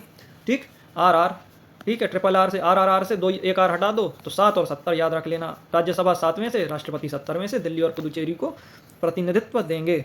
ठीक, आगे बढ़ें। 48 भारत के राष्ट्रपति के संबंध में निम्न में से सत्य कथन चुनें। उसे भारत का जन्म नागरिक होना चाहिए, उसे 35 वर्ष की आयु पूर्ण कर लेनी चाहिए, उसे संसद का सदस्य निर्वाचित होने की योग्यता रखनी चाहिए। तो दोस्तों अनुच्छेद 58(1) कहता है कि राष्ट्रपति पहले तो भारत का नागरिक हो, तो यहाँ जन्म से नागरिक होने की बात नहीं की गई है। अब भारत के नागरिक आप देखोगे, जैसे अदनान सामी आज की डेट में भारत के नागरिक हैं, तो वो चाहें तो राष्ट्रपति का चुनाव लड़ सकते हैं। 35 वर्ष की आयु पूरी कर चुका हो, दूसरा कथन बिल्कुल सही है, पहला गलत, दूसरा सही। लोकसभा का सदस्य निर्वाचित होने की योग्यता रखता हो, तो लोकसभा का सदस्य, यहाँ पे क्या लिखा है? संसद का सदस्य निर्वाचित होने की, तो तीसरी योग्यता है लोकसभा। ठीक, संसद में तो राज्यसभा लोकसभा दोनों आ जाएंगी। तो कथन केवल 2, दूसरा कथन सही है। इसका मतलब 48 का सी सही हो जाएगा, विकल्प सी। ठीक, 48 का सी सही हो जाएगा। दोस्तों 49वें प्रश्न को देखते हैं। अब 49वां प्रश्न क्या कहता है? राष्ट्रपति की कथन, इन कथनों पर विचार करें वहाँ सत्य कथन चुनें। पहला, राष्ट्रपति की पदावधि की समाप्ति से हुई रिक्ति को भरने के लिए निर्वाचन पदावधि की समाप्ति के बाद ही पूर्ण कराया जाएगा।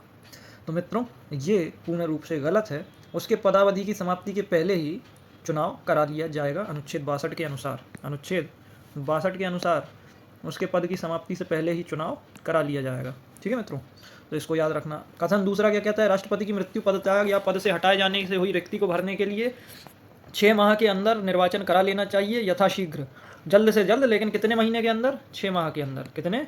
6 माह। ठीक है, तो 6 माह के अंदर हमें निर्वाचन करा लेना चाहिए, इस बात को याद रखें। अब आते हैं क्वेश्चन नंबर 50 पे। क्वेश्चन नंबर 50, संसद अतिरिक्त क्षेत्रीय विधान बना सकती है और यह भारतीयों की विदेशी संपत्ति पर भी लागू होंगे। तो अगर हम लोग अनुच्छेद 245 देखें मित्रों, अनुच्छेद 245 वो क्या कहता है कि केवल और केवल भारतीय संसद अतिरिक्त क्षेत्रीय विधान बना सकती है और यह कानून भारतीय नागरिक और उनकी विश्व भर में किसी भी संपत्ति पर लागू होगा। इसको आप याद रखें। इसके बाद दूसरा कथन क्या है? राज्यपाल को यह शक्ति प्राप्त है कि वह संसद के किसी विधेयक को सूचीबद्ध क्षेत्र में लागू न करे या उसमें कुछ विशेष संशोधन करके लागू करे। इसका मतलब क्या कि अनुच्छेद अगर हम लोग 244 ए देखें, 371 ए देखें, तो यहाँ से हमें एक चीज़ देखने को मिलेगी। ये अनुसूचित एवं जनजातीय क्षेत्रों की बात करते हैं। सूचीबद्ध क्षेत्र मतलब शेड्यूल्ड एरिया। ठीक है, शेड्यूल्ड एरिया। तो सूचीबद्ध क्षेत्रों में जो भी उसके कानून बनाएगी संसद, वहाँ पे लागू करने की जिम्मेदारी राज्यपाल पे है। अब चूंकि इन जनजातीय क्षेत्रों की अपनी एक विशेष संस्कृति है, विशेष कल्चर है, पर्यावरण के प्रति इनका अलग प्रकार का समर्पण रहता है, प्रकृति की पूजा में विश्वास रखते हैं ये लोग, तो इनकी संस्कृति बरकरार रहे, इनके तौर तरीके बने रहें, इसके लिए सरकार हस्तक्षेप कम करती है इन क्षेत्रों में, या इनको कुछ विशेषाधिकार दिए जाते हैं। आप 371 ए पढ़ोगे नागालैंड के संबंध में, वहाँ साफ लिखा है कि राज्यपाल को इस मामले में अधिकार प्राप्त है। तो इन सबसे हम एक आशा ये प्राप्त कर सकते हैं कि भैया राज्यपाल संसद के बनाए गए किसी भी कानून को शेड्यूल्ड एरिया या सूचीबद्ध एरिया में लागू या तो ना करे, और हो सकता है कि उस एरिया की ज़रूरतों के हिसाब से परिवर्तित करके लागू कर दे। ठीक बच्चों, आगे बढ़ते हैं। 51 क्या कहता है? अमेरिका में संघीय सरकार की शक्तियां संविधान में निहित है तथा अवशिष्ट शक्तियां राज्य सरकारों को दी गई हैं। तो ये पूर्ण रूप से सही है, पहला कथन सही है। कनाडा में शक्तियों के आवंटन की दोहरी प्रकृति है। दोहरी प्रकृति मतलब भारत जैसी। कनाडा में संघीय सरकार की शक्तियां संविधान में निहित हैं, इसके साथ ही अवशिष्ट शक्तियां, जैसे कि भारत में 3 प्रकार की सूची है, संघ सूची, राज्य सूची, समवर्ती सूची। लेकिन जो कुछ बच गया अवशिष्ट शक्तियाँ, वो किसके पास हैं? केंद्र के पास। कनाडा में यही मॉडल है, कनाडा में अवशिष्ट शक्तियाँ केंद्र के पास हैं। ठीक। और ऑस्ट्रेलिया में कनाडा की तरह व्यवस्था नहीं है, बल्कि अमेरिका की तरह व्यवस्था लागू है, तो इसको याद कर लेना। ठीक, अमेरिका में कनाडा की तरह नहीं, ऑस्ट्रेलिया में कनाडा की तरह नहीं, बल्कि अमेरिका की तरह की व्यवस्था लागू है। ठीक, चलो तो आगे बढ़ें। 51 हो गया हमारा, अब आते हैं हम लोग 52। निम्न आयोगों को काल क्रमानुसार लगाएं। तो सबसे पहले, अब चूंकि नाम में ही लिखा है प्रथम प्रशासनिक सुधार आयोग, फर्स्ट एडमिनिस्ट्रेटिव रिफॉर्म कमीशन, तो जिसके नाम में ही प्रथम लिखा है तो उसकी रैंक भी सबसे पहली हो जाएगी। ठीक, तो प्रथम प्रशासनिक सुधार आयोग 1966 मोरारजी देसाई की अध्यक्षता में 6 सदस्यीय आयोग था। ठीक है, इसके बाद राजमन्नार समिति, तमिलनाडु सरकार द्वारा इसकी नियुक्ति की गई थी राजमन्नार कमेटी की, इसको याद रखना, मिस्टर राजमन्नार की अध्यक्षता में 1969 में। फिर इसके बाद आएंगे सरकारिया साहब, RS सरकारिया की अध्यक्षता में 1983 में। इसका संबंध कहाँ से आएगा? तो ये सब केंद्र राज्य संबंधों से संबंधित हैं। जितने भी आयोग सामने दिख रहे हैं, प्रशासनिक सुधार आयोग, ये सब आपको दिखेंगे। प्रशासनिक सुधार आयोग हालांकि प्रशासन से संबंधित ज़्यादा है, बट केंद्र राज्य संबंध राजमन्नार सरकारिया। पुंछी कमीशन 2007 मदन मोहन पुंछी की अध्यक्षता में। और द्वितीय प्रशासनिक सुधार आयोग आप देख लो, इसको याद कर लेना, वीरप्पा मोइली जी की अध्यक्षता में 2005 में। तत्कालीन UPA सरकार में, कांग्रेस की गवर्नमेंट के समय मनमोहन सिंह जी प्रधानमंत्री रहे होंगे इस समय, तो इस समय वीरप्पा मोइली की अध्यक्षता में द्वितीय प्रशासनिक सुधार आयोग का गठन किया गया। ठीक है, तो 52 हम लोग देख सकते हैं। सबसे पहले तीसरा, फिर दूसरा राजमन्नार 1969, फिर सरकारिया चौथा, फिर पहला। 3, 2, 4, 1 ऑप्शन ए 52 का पहला सही है, ऑप्शन ए सही है। 53, निम्न कथनों पर विचार करें व सही चुनें। अंतर्राज्यीय जल विवादों में संसद कानून बनाकर अंतर्राज्यीय नदी तथा नदी घाटियों के जल के प्रयोग, बंटवारे तथा नियंत्रण से संबंधित किसी विवाद शिकायत का न्याय निर्णयन कर सकती है। संसद ऐसे मामले में यह व्यवस्था भी कर सकती है कि न ही उच्चतम न्यायालय और न ही कोई अन्य न्यायालय अपने अधिकार क्षेत्र का प्रयोग करे।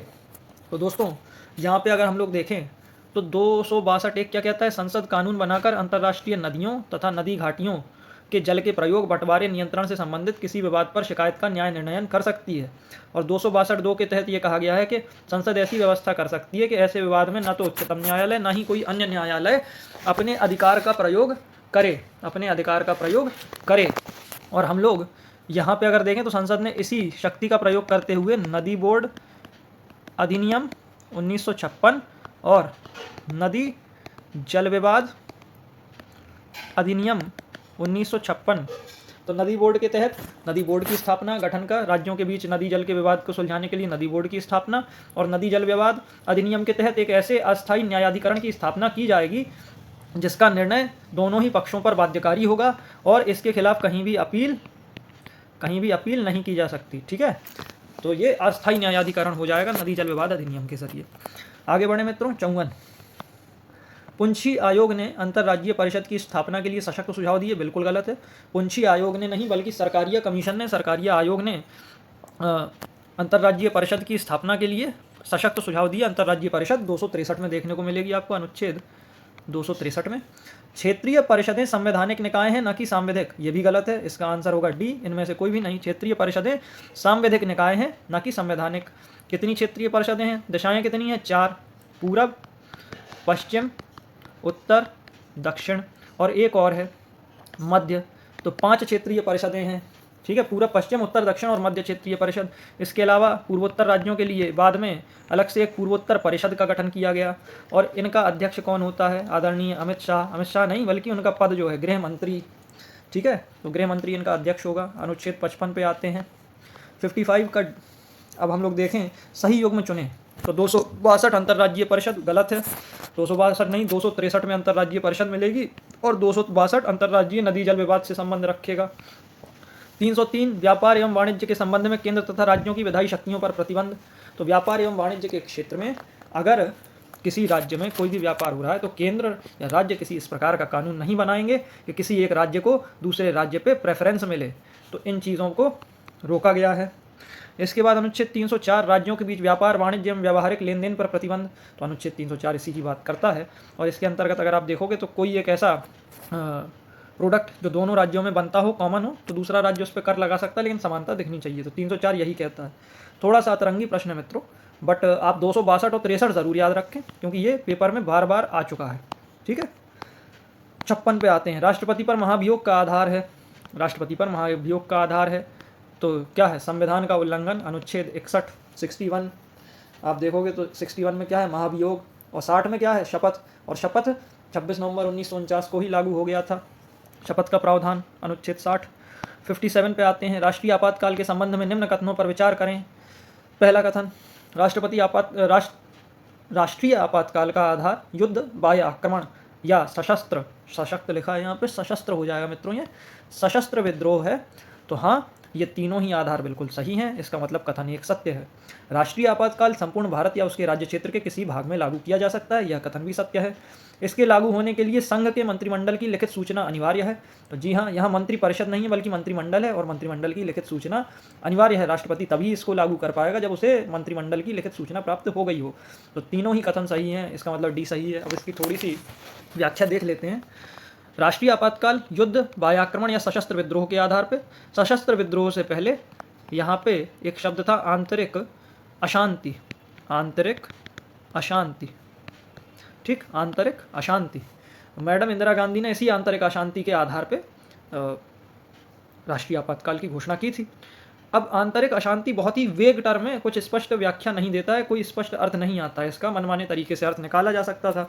इसीलिए मोरारजी देसाई की सरकार ने 44वें संविधान संशोधन के जरिए आंतरिक अशांति को सशस्त्र विद्रोह से प्रतिस्थापित कर दिया। ठीक, इसके अलावा 42वें संविधान संशोधन से राष्ट्रपति को संपूर्ण भारत या इसके किसी एक भाग में आपातकाल लागू करने की शक्ति प्रदान की गई। ठीक है, राष्ट्रीय आपातकाल की घोषणा केवल संघीय मंत्रिमंडल मतलब कैबिनेट, आप देखोगे तो मंत्री परिषद काउंसिल ऑफ मिनिस्टर्स होती है और मंत्रिमंडल होता है कैबिनेट, और मंत्रिमंडल हमेशा ज़्यादा पावरफुल होगा मंत्री परिषद से। कैबिनेट में सीनियर मोस्ट मेंबर्स जो महत्वपूर्ण मंत्री हैं वही लोग बैठते हैं। ठीक है, तो संघीय मंत्रिमंडल की लिखित सूचना अनिवार्य है इसकी घोषणा करने के लिए, लागू करने के लिए। 58 पे आते हैं। निम्न कथनों पर विचार करें व सही चुनें। पहला, मूल कर्तव्य केवल भारतीय नागरिकों तक ही सीमित हैं। फर्स्ट, बिल्कुल सही है, मूल कर्तव्य केवल भारतीय नागरिकों पर ही लागू होते हैं। संविधान इनके उल्लंघन के खिलाफ किसी भी कानूनी प्रतिबंध का प्रावधान नहीं करता, तो संविधान में इस पर किसी भी प्रकार की सजा का प्रावधान नहीं है और ये शक्ति संसद के पास है। अगर जैसे कि राष्ट्रीय ध्वज का सम्मान ना करे, संविधान का पालन ना करे कोई व्यक्ति, मूल कर्तव्य लिखा है ये पहला, बट नहीं करता है अगर, तो इस पर कानून संसद बनाएगी। जैसे फ्लैग कोड बनाया है नवीन जंदल के, इसके बाद फ्लैग कोड देखने को मिलेगा आपको। चलो 59 का बी केवल 2 सही कथन चुने। राष्ट्रीय आपातकाल की घोषणा को इसके जारी होने की तिथि से 2 महीने के भीतर संसद के दोनों सदनों द्वारा अनुमोदित किया जाना आवश्यक है। पहला कथन गलत है, इसे 1 माह के अंदर अनुमोदित किया जाना आवश्यक है।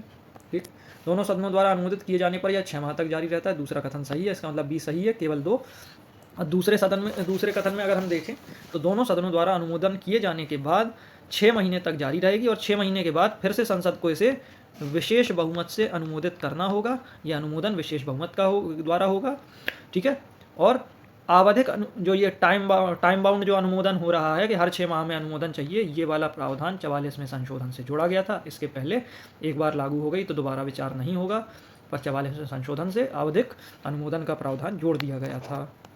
आगे बढ़ते हैं। 60, शिक्षा के अधिकार के संदर्भ में निम्न में से कौन सा सही है? इसे शिक्षा का अधिकार अधिनियम पारित होने के बाद जोड़ा गया। शिक्षा का अधिकार अधिनियम 2009 में आया था मित्रों, और शिक्षा का अधिकार जो मूल अधिकार है वो 21 से 2002 में आ गया। 86 में संविधान संशोधन यहाँ लिखा भी है। इसका मतलब कि ये पहले आया था, तो पहला ए तो गलत हो गया, ये गलत हो गया। 86 में संविधान संशोधन से पहले बच्चों के लिए निःशुल्क शिक्षा का कोई प्रावधान नहीं था, तो बी भी गलत है, क्योंकि अनुच्छेद 45 में इस प्रकार की व्यवस्था पहले से दी गई थी, बाद में से मूल अधिकार में बदल दिया गया। ठीक, ऑप्शन सी, राज्य 6 वर्ष की आयु पूरी करने तक सभी बच्चों के लिए शिक्षा प्रदान करने का प्रयास करेगा। ये पूर्ण रूप से गलत है, क्योंकि राज्य क्या करता है, सी भी गलत हो गई। राज्य 6 से 14 साल तक के बच्चों के लिए ये प्रावधान करता है। यह प्रावधान केवल प्राथमिक शिक्षा को मूल अधिकार बनाता है, उच्च शिक्षा को नहीं। तो ये वाला बिल्कुल सही है, क्योंकि 6 से 14 साल की प्राथमिक शिक्षा के अधिकार को अनुच्छेद 21 ए में रखा गया है और 21 ए मूल अधिकार है। इसका मतलब कि ये शिक्षा का अधिकार मूल अधिकार है, तो ऑप्शन डी सही, ऑप्शन डी सही है। आगे बढ़ें, 61 पे आते हैं। चलिए, निम्न में से सही चुनें। अनुच्छेद 22(1) स्वयं की पसंद के अधिवक्ता द्वारा प्रतिरक्षा का अधिकार। 22(4) निवारक निरुद्ध का उपबंध करने वाली कोई विधि 3 माह से अधिक निरुद्ध किया जाना प्राधिकृत नहीं करेगी। 22(2) संसद विधि द्वारा उन परिस्थितियों का निर्धारण कर सकेगी जिसके अंतर्गत 3 माह से अधिक निरुद्ध किया जा सके। 22(3) गिरफ्तार किए गए व्यक्ति को गिरफ्तारी के कारणों को यथासंभव शीघ्रातिशीघ्र बताए बिना अभिरक्षा में नहीं रखा जाएगा। तो अगर हम लोग देखें तो ऑप्शन डी तो गलत है, 22(3) नहीं, बल्कि ये जो प्रावधान है ये सारा प्रावधान कहाँ पे है, 22(1) में। ये सारा प्रावधान 22(1) में देखने को मिलेगा, जो डी में लिखा हुआ है, तो ऑप्शन डी तो गलत हो गया। अब हम 22(2) पे आएंगे। 22(2) क्या कहता है? 22(2) कहता है कि 24 घंटे के अंदर आपको नज़दीकी मजिस्ट्रेट के सामने प्रस्तुत करना होगा किसी भी अभियुक्त को जिसे आपने अभिरक्षा में रख रखा है। तो ऑप्शन सी भी गलत हो गया। ठीक है, ऑप्शन बी निवारक निरुद्ध का प्रावधान। निवारक निरुद्ध का प्रावधान क्या है? निवारक निरुद्ध का उपबंध करने वाली कोई भी, तो ये 22(3) में दिया है, ये हमारा 22(4) में दिया है। ठीक है, इसके बाद स्वयं की पसंद के अधिवक्ता द्वारा प्रतिरक्षा का अधिकार। स्वयं की पसंद के अधिवक्ता द्वारा प्रतिरक्षा का अधिकार ये 22(1) में दिया हुआ है। ठीक, तो अब यहाँ पे आप क्वेश्चन में देखें सही लिखा है, बट हमें इस क्वेश्चन को करेक्ट कर लेना बच्चों। यहाँ पे देखना है निम्न में से कौन सा गलत है। तो अगर हम सी पे जाएंगे तो 22(2) सी हमें गलत मिलेगा। सी कहता है नियरेस्ट मजिस्ट्रेट के सामने 24 घंटे की अवधि में पेश करो। ठीक है, और यहाँ 22(2) में सी में क्या लिखा है? निवारक निरुद्ध। निवारक निरुद्ध 22(4) में आएगा। ठीक, चलो आगे बढ़ें। 61 हो गया। 62 भारतीय संविधान का जो कथन है, भारतीय संविधान का अनुच्छेद 30 अल्पसंख्यक वर्ग को परिभाषित नहीं करता है। संविधान केवल भाषाई तथा धार्मिक अल्पसंख्यक वर्ग को मान्यता देता है। तो यहाँ से हम देखें तो दोनों ही कथन और कारण दोनों सही हैं, लेकिन व्याख्या नहीं कर रहे। क्यों? अगर हम 30(1) को पढ़ेंगे तो धर्म या भाषा पर आधारित सभी अल्पसंख्यक वर्ग को अपनी रुचि की शिक्षा संस्थानों की स्थापना का प्रावधान प्रशासन का अधिकार है। यहाँ से स्पष्ट है कि अनुच्छेद 30 में अल्पसंख्यक वर्ग शब्द को परिभाषित नहीं किया गया है। यह केवल और केवल भाषाई तथा धार्मिक अल्पसंख्यक वर्ग को परिभाषित करता है और ये नहीं बताता कि अल्पसंख्यक होगा क्या। ठीक है, चलिए, तो इसका ऑप्शन बी सही हो जाएगा। 63 भारतीय समाजवाद सबसे निकट है। अभी हमने देखा था DS नकारा केस। भारतीय समाजवाद लोकतांत्रिक समाजवाद के निकटतम है। हमने भारतीय और पश्चिमी समाजवाद की अवधारणा की विशेषताएं भी देखी थी। 64 बंदी प्रत्यक्षीकरण, हेबियस कॉर्पस। हेबियस कॉर्पस क्या है? To have the body, to have the body मतलब हमें शरीर चाहिए, तो ए का चौथा, ए का चौथा। परमादेश, परमादेश नाम में ही आदेश है, तो हम आदेश देते हैं, वी कमांड, वी कमांड। परमादेश क्या है? मैंडेमस, मैंडेमस मतलब वी कमांड, ठीक। प्रतिषेध, अधीनस्थ न्यायालय का लेख। प्रतिषेध क्या होता है? प्रोहिबिशन। प्रोहिबिशन क्या है? कि अधीनस्थ न्यायालय को कार्यवाही करने से पहले ही रोक देता है, तो सी प्रतिषेध। प्रतिषेध मतलब अधीनस्थ न्यायालय का लेख, सी का पाँचवां, सी का पाँचवां। D, D उत्प्रेषण। उत्प्रेषण क्या होती है? उत्प्रेषण होगी सर्शियोरारी, CERTIORARI, सर्शियोरारी पढ़ते हैं, सर्टियोरारी नहीं, सर्शियोरारी। तो इसमें जब अधीनस्थ न्यायालय निर्णय दे चुका होगा तो उससे रिपोर्ट मंगाएगा हाई कोर्ट या सुप्रीम कोर्ट और जांचेगा तो उसने कहीं अपने न्याय क्षेत्र का उल्लंघन तो नहीं किया है। अगर गलत पाया गया तो फिर उत्प्रेषण की रिट जारी होगी। तो इसमें क्या है कि अधीनस्थ न्यायालय हमें पूर्णतया सूचित करे, पूर्णतया सूचित करे। तो उत्प्रेषण पहला, डी का पहला। ई बचा रह गया, ई, तो ई का ऑटोमेटिक देखना ही नहीं है। अधिकार परीक्षा, अधिकार की परीक्षा, सॉरी इसको कहेंगे मैंडेमस तो नहीं, इसको कहते हैं को वारंटो। क्यों वारंटो? क्यों वारंटो मतलब कि किस अधिकार से, बाई वॉट अथॉरिटी तुमने ये पद ग्रहण कर रखा है, तो ये पब्लिक अथॉरिटी पे लगता है। परमादेश और अधिकार परीक्षा सरकारी दफ्तरों में लगेगा या पब्लिक अथॉरिटीज़ पे लगेगा, ठीक है, कि आप किस अधिकार से इस ऑफिस में बैठे हो, ठीक है। तो ए का चौथा, बी का तीसरा, सी का पाँचवा, डी का पहला और ई का दूसरा, डी का पहला, ई का दूसरा। ऑप्शन सी 64 का सी सही है। 65 पे आते हैं मित्रों। 65 निम्न में से कौन सी संसद की स्थायी समिति नहीं है? संसद की स्थायी समिति नहीं है। आप देखोगे तो लोक लेखा समिति संसद की स्थायी समिति है, विशेषाधिकार समिति संसद की स्थायी समिति है, पुस्तकालय समिति भी स्थायी समिति है। इनमें केवल एक ही समिति है जो थोड़ी अतरंगी भी दिख रही है, आसानी से आप गैस कर सकते हो उसे, रेल सभा समिति या एक तदर्थ समिति है, या एक तदर्थ समिति है। 66 पे आते हैं मित्रों। 66 प्राक्कलन समिति, एस्टीमेट्स कमेटी। कौन सी? Estimates committee. एस्टीमेट्स कमेटी क्या है? प्राक्कलन समिति के गठन का अधिकार 1921 में स्थापित स्थायी वित्तीय समिति में देखा जा सकता है।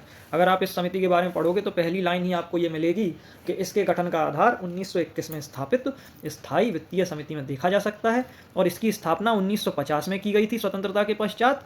पहली बार किसकी सिफारिश पर? तो जॉन मथाई की सिफारिश पर। अब मित्रों ये जॉन मथाई कौन थे? गूगल करिए और गूगल से पूछिए कि जॉन मथाई कौन थे। आजकल चैट जीपीटी से भी पूछ सकते हो। इस मूलतः इसमें 25 सदस्य थे, वर्तमान में 30 सदस्य हो चुके हैं, ठीक है। तो दूसरा कथन तो सही है, पहला भी सही है। तीसरा कथन गलत है क्योंकि इसमें सारे सदस्य लोकसभा से होते हैं, तो पहला सही, दूसरा सही, तीसरा गलत। ऑप्शन ए सही है 1 और 2, ऑप्शन ए सही है 1 और 2। इसको ध्यान से पढ़ना, याद कर लेना, यहीं इसकी सारी व्याख्या आपको देखने को मिल गई है। निम्न में से CAG किस समिति का मित्र, दार्शनिक व मार्गदर्शक कहा जाता है? Friend, philosopher and guide. किसका मित्र, दार्शनिक व मार्गदर्शक? तो CAG, अब देखो लोक लेखा समिति का होता है, इसको याद करेंगे कैसे? लोक लेखा समिति मतलब अकाउंटिंग का काम करेगी, पब्लिक अकाउंट्स कमेटी। और हमारे जो माननीय सांसद जी होते हैं जनरली उन्हें अकाउंटिंग का विषय बहुत विशेषज्ञता वाला विषय है। सांसद जी छोड़ दीजिए, हमें आपको जनरली जो BCom कॉमर्स से नहीं है तो हम लोगों को अकाउंटिंग की कोई खास जानकारी नहीं होगी, वो विशेषज्ञता मांगता है। और अब लोक लेखा समिति में तो हमारे संसद के सदस्यगण हैं, वो तो विशेषज्ञ हैं नहीं लोक लेखा के। तो ऐसी स्थिति में इस समिति की रिपोर्ट तैयार करने में, जांच करने में CAG यानी कि कॉम्पट्रोलर एंड ऑडिटर जनरल, जो कि अनुच्छेद 148 में मेंशन है, नियंत्रक एवं महालेखा परीक्षक, वो इस समिति की मदद करते हैं। इसीलिए CAG को, कैग को लोक लेखा समिति का मित्र, दार्शनिक व मार्गदर्शक, फ्रेंड, फिलोसफर एंड गाइड कहा जाता है। आगे बढ़ते हैं 68 पे। सार्वजनिक उद्यम समिति के संबंध में निम्न कथनों पर विचार करें व सही चुनें। सार्वजनिक उद्यम समिति का गठन 1967 में कृष्ण मेनन समिति की सिफारिश पर हुआ था, बिल्कुल सही है। बट सिफारिश तो कृष्ण मेनन साहब की थी, लेकिन गठन 1964 में हो गया था, तो पहला कथन गलत हो जाएगा। इसका कार्यकाल 3 वर्ष का होता है, ये भी गलत। सार्वजनिक उद्यम समिति का कार्यकाल 1 वर्ष का होता है। समिति के सदस्य एकल संक्रमणीय मत के माध्यम से समानुपातिक प्रतिनिधित्व के सिद्धांत पर निर्वाचित होते हैं, अतः ऑप्शन सी बिल्कुल सही है। इसका अध्यक्ष राज्यसभा में से होता है। जी नहीं, इसमें कुल 22 सदस्य होते हैं, 15 लोकसभा और 7 राज्यसभा से। और इसमें एक चीज़ याद रखना, जो इसका अध्यक्ष होगा वो लोकसभा अध्यक्ष द्वारा लोकसभा के सदस्यों में से चुन लिया जाएगा। ठीक है, चलो 69 पे आते हैं मित्रों। निम्न कथनों पर विचार करें। न्यायालय की एकल व्यवस्था भारत सरकार अधिनियम 1935 से ग्रहण की गई है। ठीक, भारत के उच्चतम न्यायालय का उद्घाटन 24 जनवरी 1950 को किया गया था। अभी एक क्वेश्चन हम लोग देख चुके हैं, एक्सप्लेनेशन 28 जनवरी 1950 को किया था, तो बी तो गलत हो गया। उच्चतम न्यायालय संघीय न्यायालय का उत्तराधिकारी न होकर एक पूर्ण नवीन संस्था थी, तो भैया संघीय न्यायालय का उत्तराधिकारी तो था ही, तो ये भी गलत हो गया। उच्चतम न्यायालय का उल्लेख संविधान के भाग 6 में मिलता है, भाग 6 में तो नहीं मिलेगा, क्यों? उच्चतम न्यायालय भाग 5 में आता है। संघ 124 से 147 अनुच्छेद तक है उच्चतम न्यायालय, और 124 से 147 भाग 5 संघ के अंतर्गत आएगा। ठीक, तो 69 का बचा कौन? डी भी गलत हो गया, तो ये सही।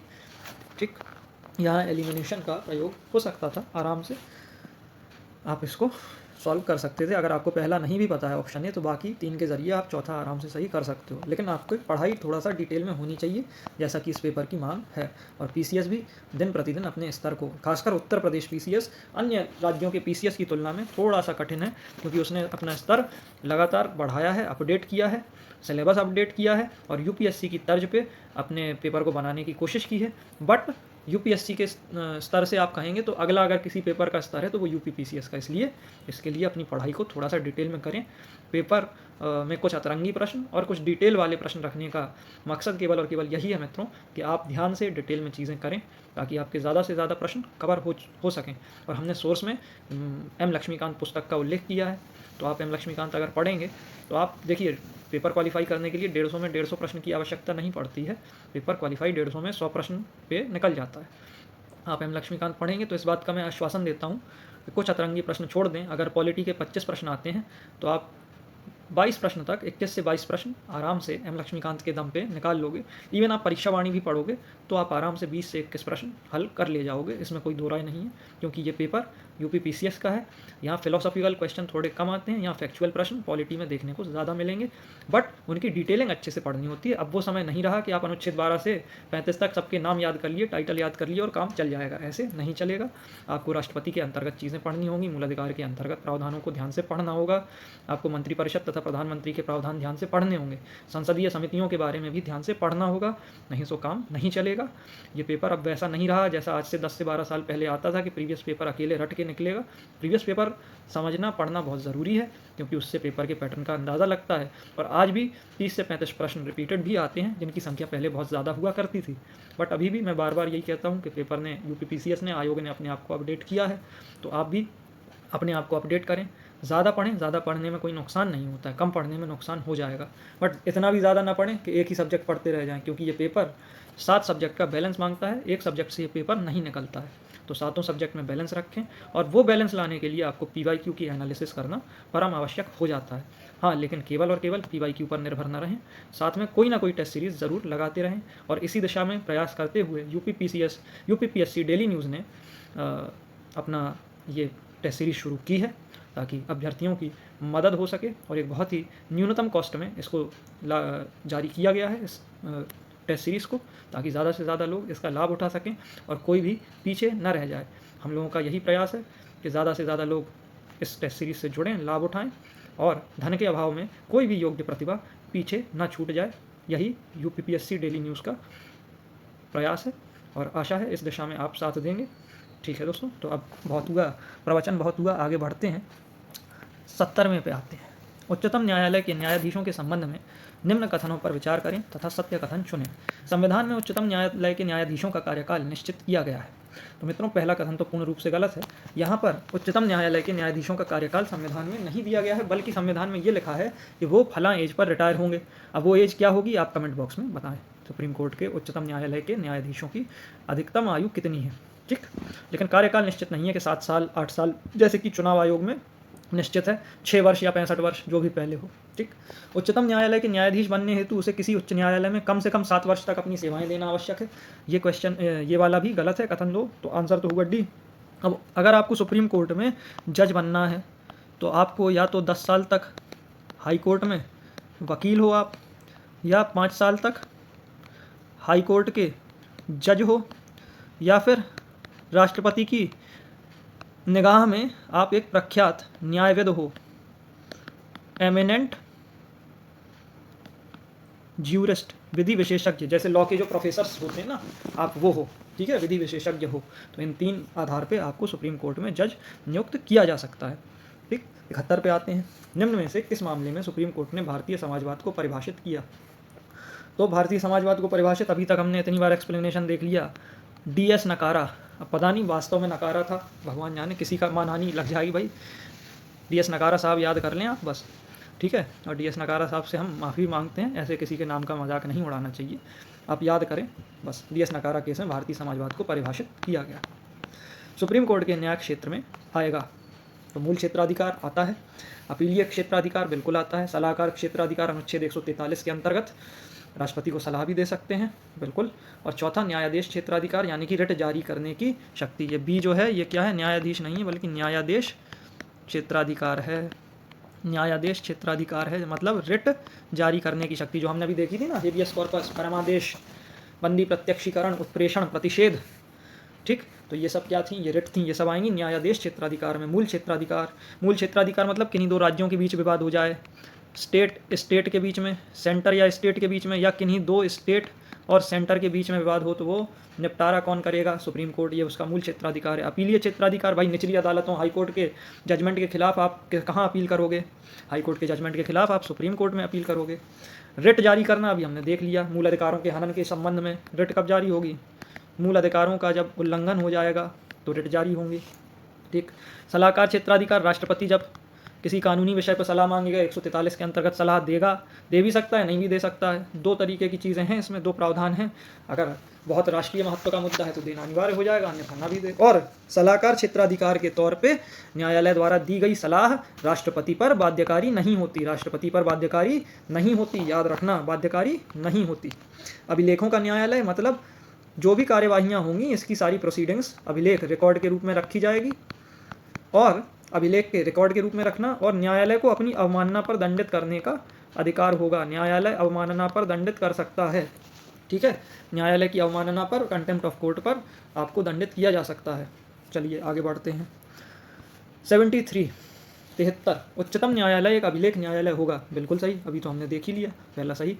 इसके न्याय क्षेत्र में कटौती की जा सकती है, तो इसके न्याय क्षेत्र में कटौती नहीं की जा सकती है, इसके न्याय क्षेत्र में कटौती नहीं की जा सकती, वरन संसद चाहे, संसद कटौती तो नहीं करेगी बट इसके अधिकार क्षेत्र को बढ़ा जरूर सकती है। मान लो पहले इतना था तो यहाँ से यहाँ तक जरूर पहुँचा सकती है, तो कटौती नहीं कर सकती पर वृद्धि कर सकती है। ऐसी व्यवस्था संविधान ने दी है ताकि संसद अपनी शक्ति का दुरुपयोग करके इसका अधिकार क्षेत्र घटा ना दे। तो वृद्धि तो कर सकते हो बट घटा नहीं सकते। ठीक है, तो 73 में आंसर क्या हो जाएगा, केवल और केवल एक पहला। 74 मैच द फॉलोइंग। चलिए अनुच्छेद 129, अनुच्छेद 129 क्या कहता है, उच्च न्यायालय का अभिलेख न्यायालय होना, ए का चौथा। अनुच्छेद 134A उच्चतम न्यायालय में अपील के लिए प्रमाण पत्र, भाई आप जो अपील करोगे उसके लिए एक प्रमाण पत्र लगता है, तो बी का प्रमाण पत्र कहाँ गया, दूसरा। ठीक है, ए का चौथा, बी का दूसरा। 143 सलाहकारी, राष्ट्रपति की उच्चतम न्यायालय से सलाह लेने की शक्ति, सी का तीसरा। डी बचा पहला, 125 न्यायाधीशों का वेतन, ऑप्शन सी, ए का चौथा, बी का दूसरा, सी का तीसरा और डी का पहला, option C, option C, option C, C for Chennai सही। 75 पे आते हैं मित्रों, 75। न्यायिक समीक्षा का उल्लेख स्पष्ट तौर पर अनुच्छेद 13 में मिलता है, तो मित्रों पहला कथन तो गलत है, न्यायिक समीक्षा का उल्लेख स्पष्ट तौर पर नहीं मिलता है, मतलब सीधे सीधे तौर पर ये नहीं लिखा हुआ है अनुच्छेद 13 में। जब आप इसकी भाषा पढ़ेंगे इसमें यह लिखा है कि कोई भी कानून विधि, ऐसी कोई भी विधि नहीं बनेगी जो मूल अधिकारों को कम कर दे, छीन ले या उनका उल्लंघन कर दे। ठीक है, ऐसी कोई भी विधि शून्य घोषित कर दी जाएगी, शून्य घोषित कर दी जाएगी। और कब करी जाएगी? फिर केशवानंद भारती केस में ये भी स्पष्ट कर दिया कि भैया मूल ढांचे का उल्लंघन होगा तो फिर तो 100% शून्य हो जाएगी। तो इस बात को आप याद रखना कि ऐसी कोई भी विधि, तो यहाँ पे न्यायिक समीक्षा का स्पष्ट तौर पे समीक्षा तो है, लेकिन ये इससे पढ़ने पे पता लग रहा है, हम इंटरप्रेट कर पा रहे हैं। ठीक है, हम लोग इंटरप्रेट कर पा रहे हैं, अन्यथा सीधे तौर पर नहीं मिलेगा, सीधे तौर पर नहीं। न्यायिक समीक्षा मूल ढांचे का तत्व है, बिल्कुल सही, बी केवल 2, ऑप्शन बी सही है। तो मित्रों यहाँ पे हम देख सकते हैं कि हमारा ऑप्शन बी सही है। मिनर्वा मिल्स केस में सुप्रीम कोर्ट कह चुका है कि न्यायिक समीक्षा, मिनर्वा मिल्स केस में सुप्रीम कोर्ट क्या कह चुका है? न्यायिक समीक्षा मूल ढांचे का अंग है। न्यायिक समीक्षा मूल ढांचे का अंग है। न्यायिक समीक्षा मूल ढांचे का अंग है। कौन सा केस? Minerva mills case. तो 75 का बी सही है।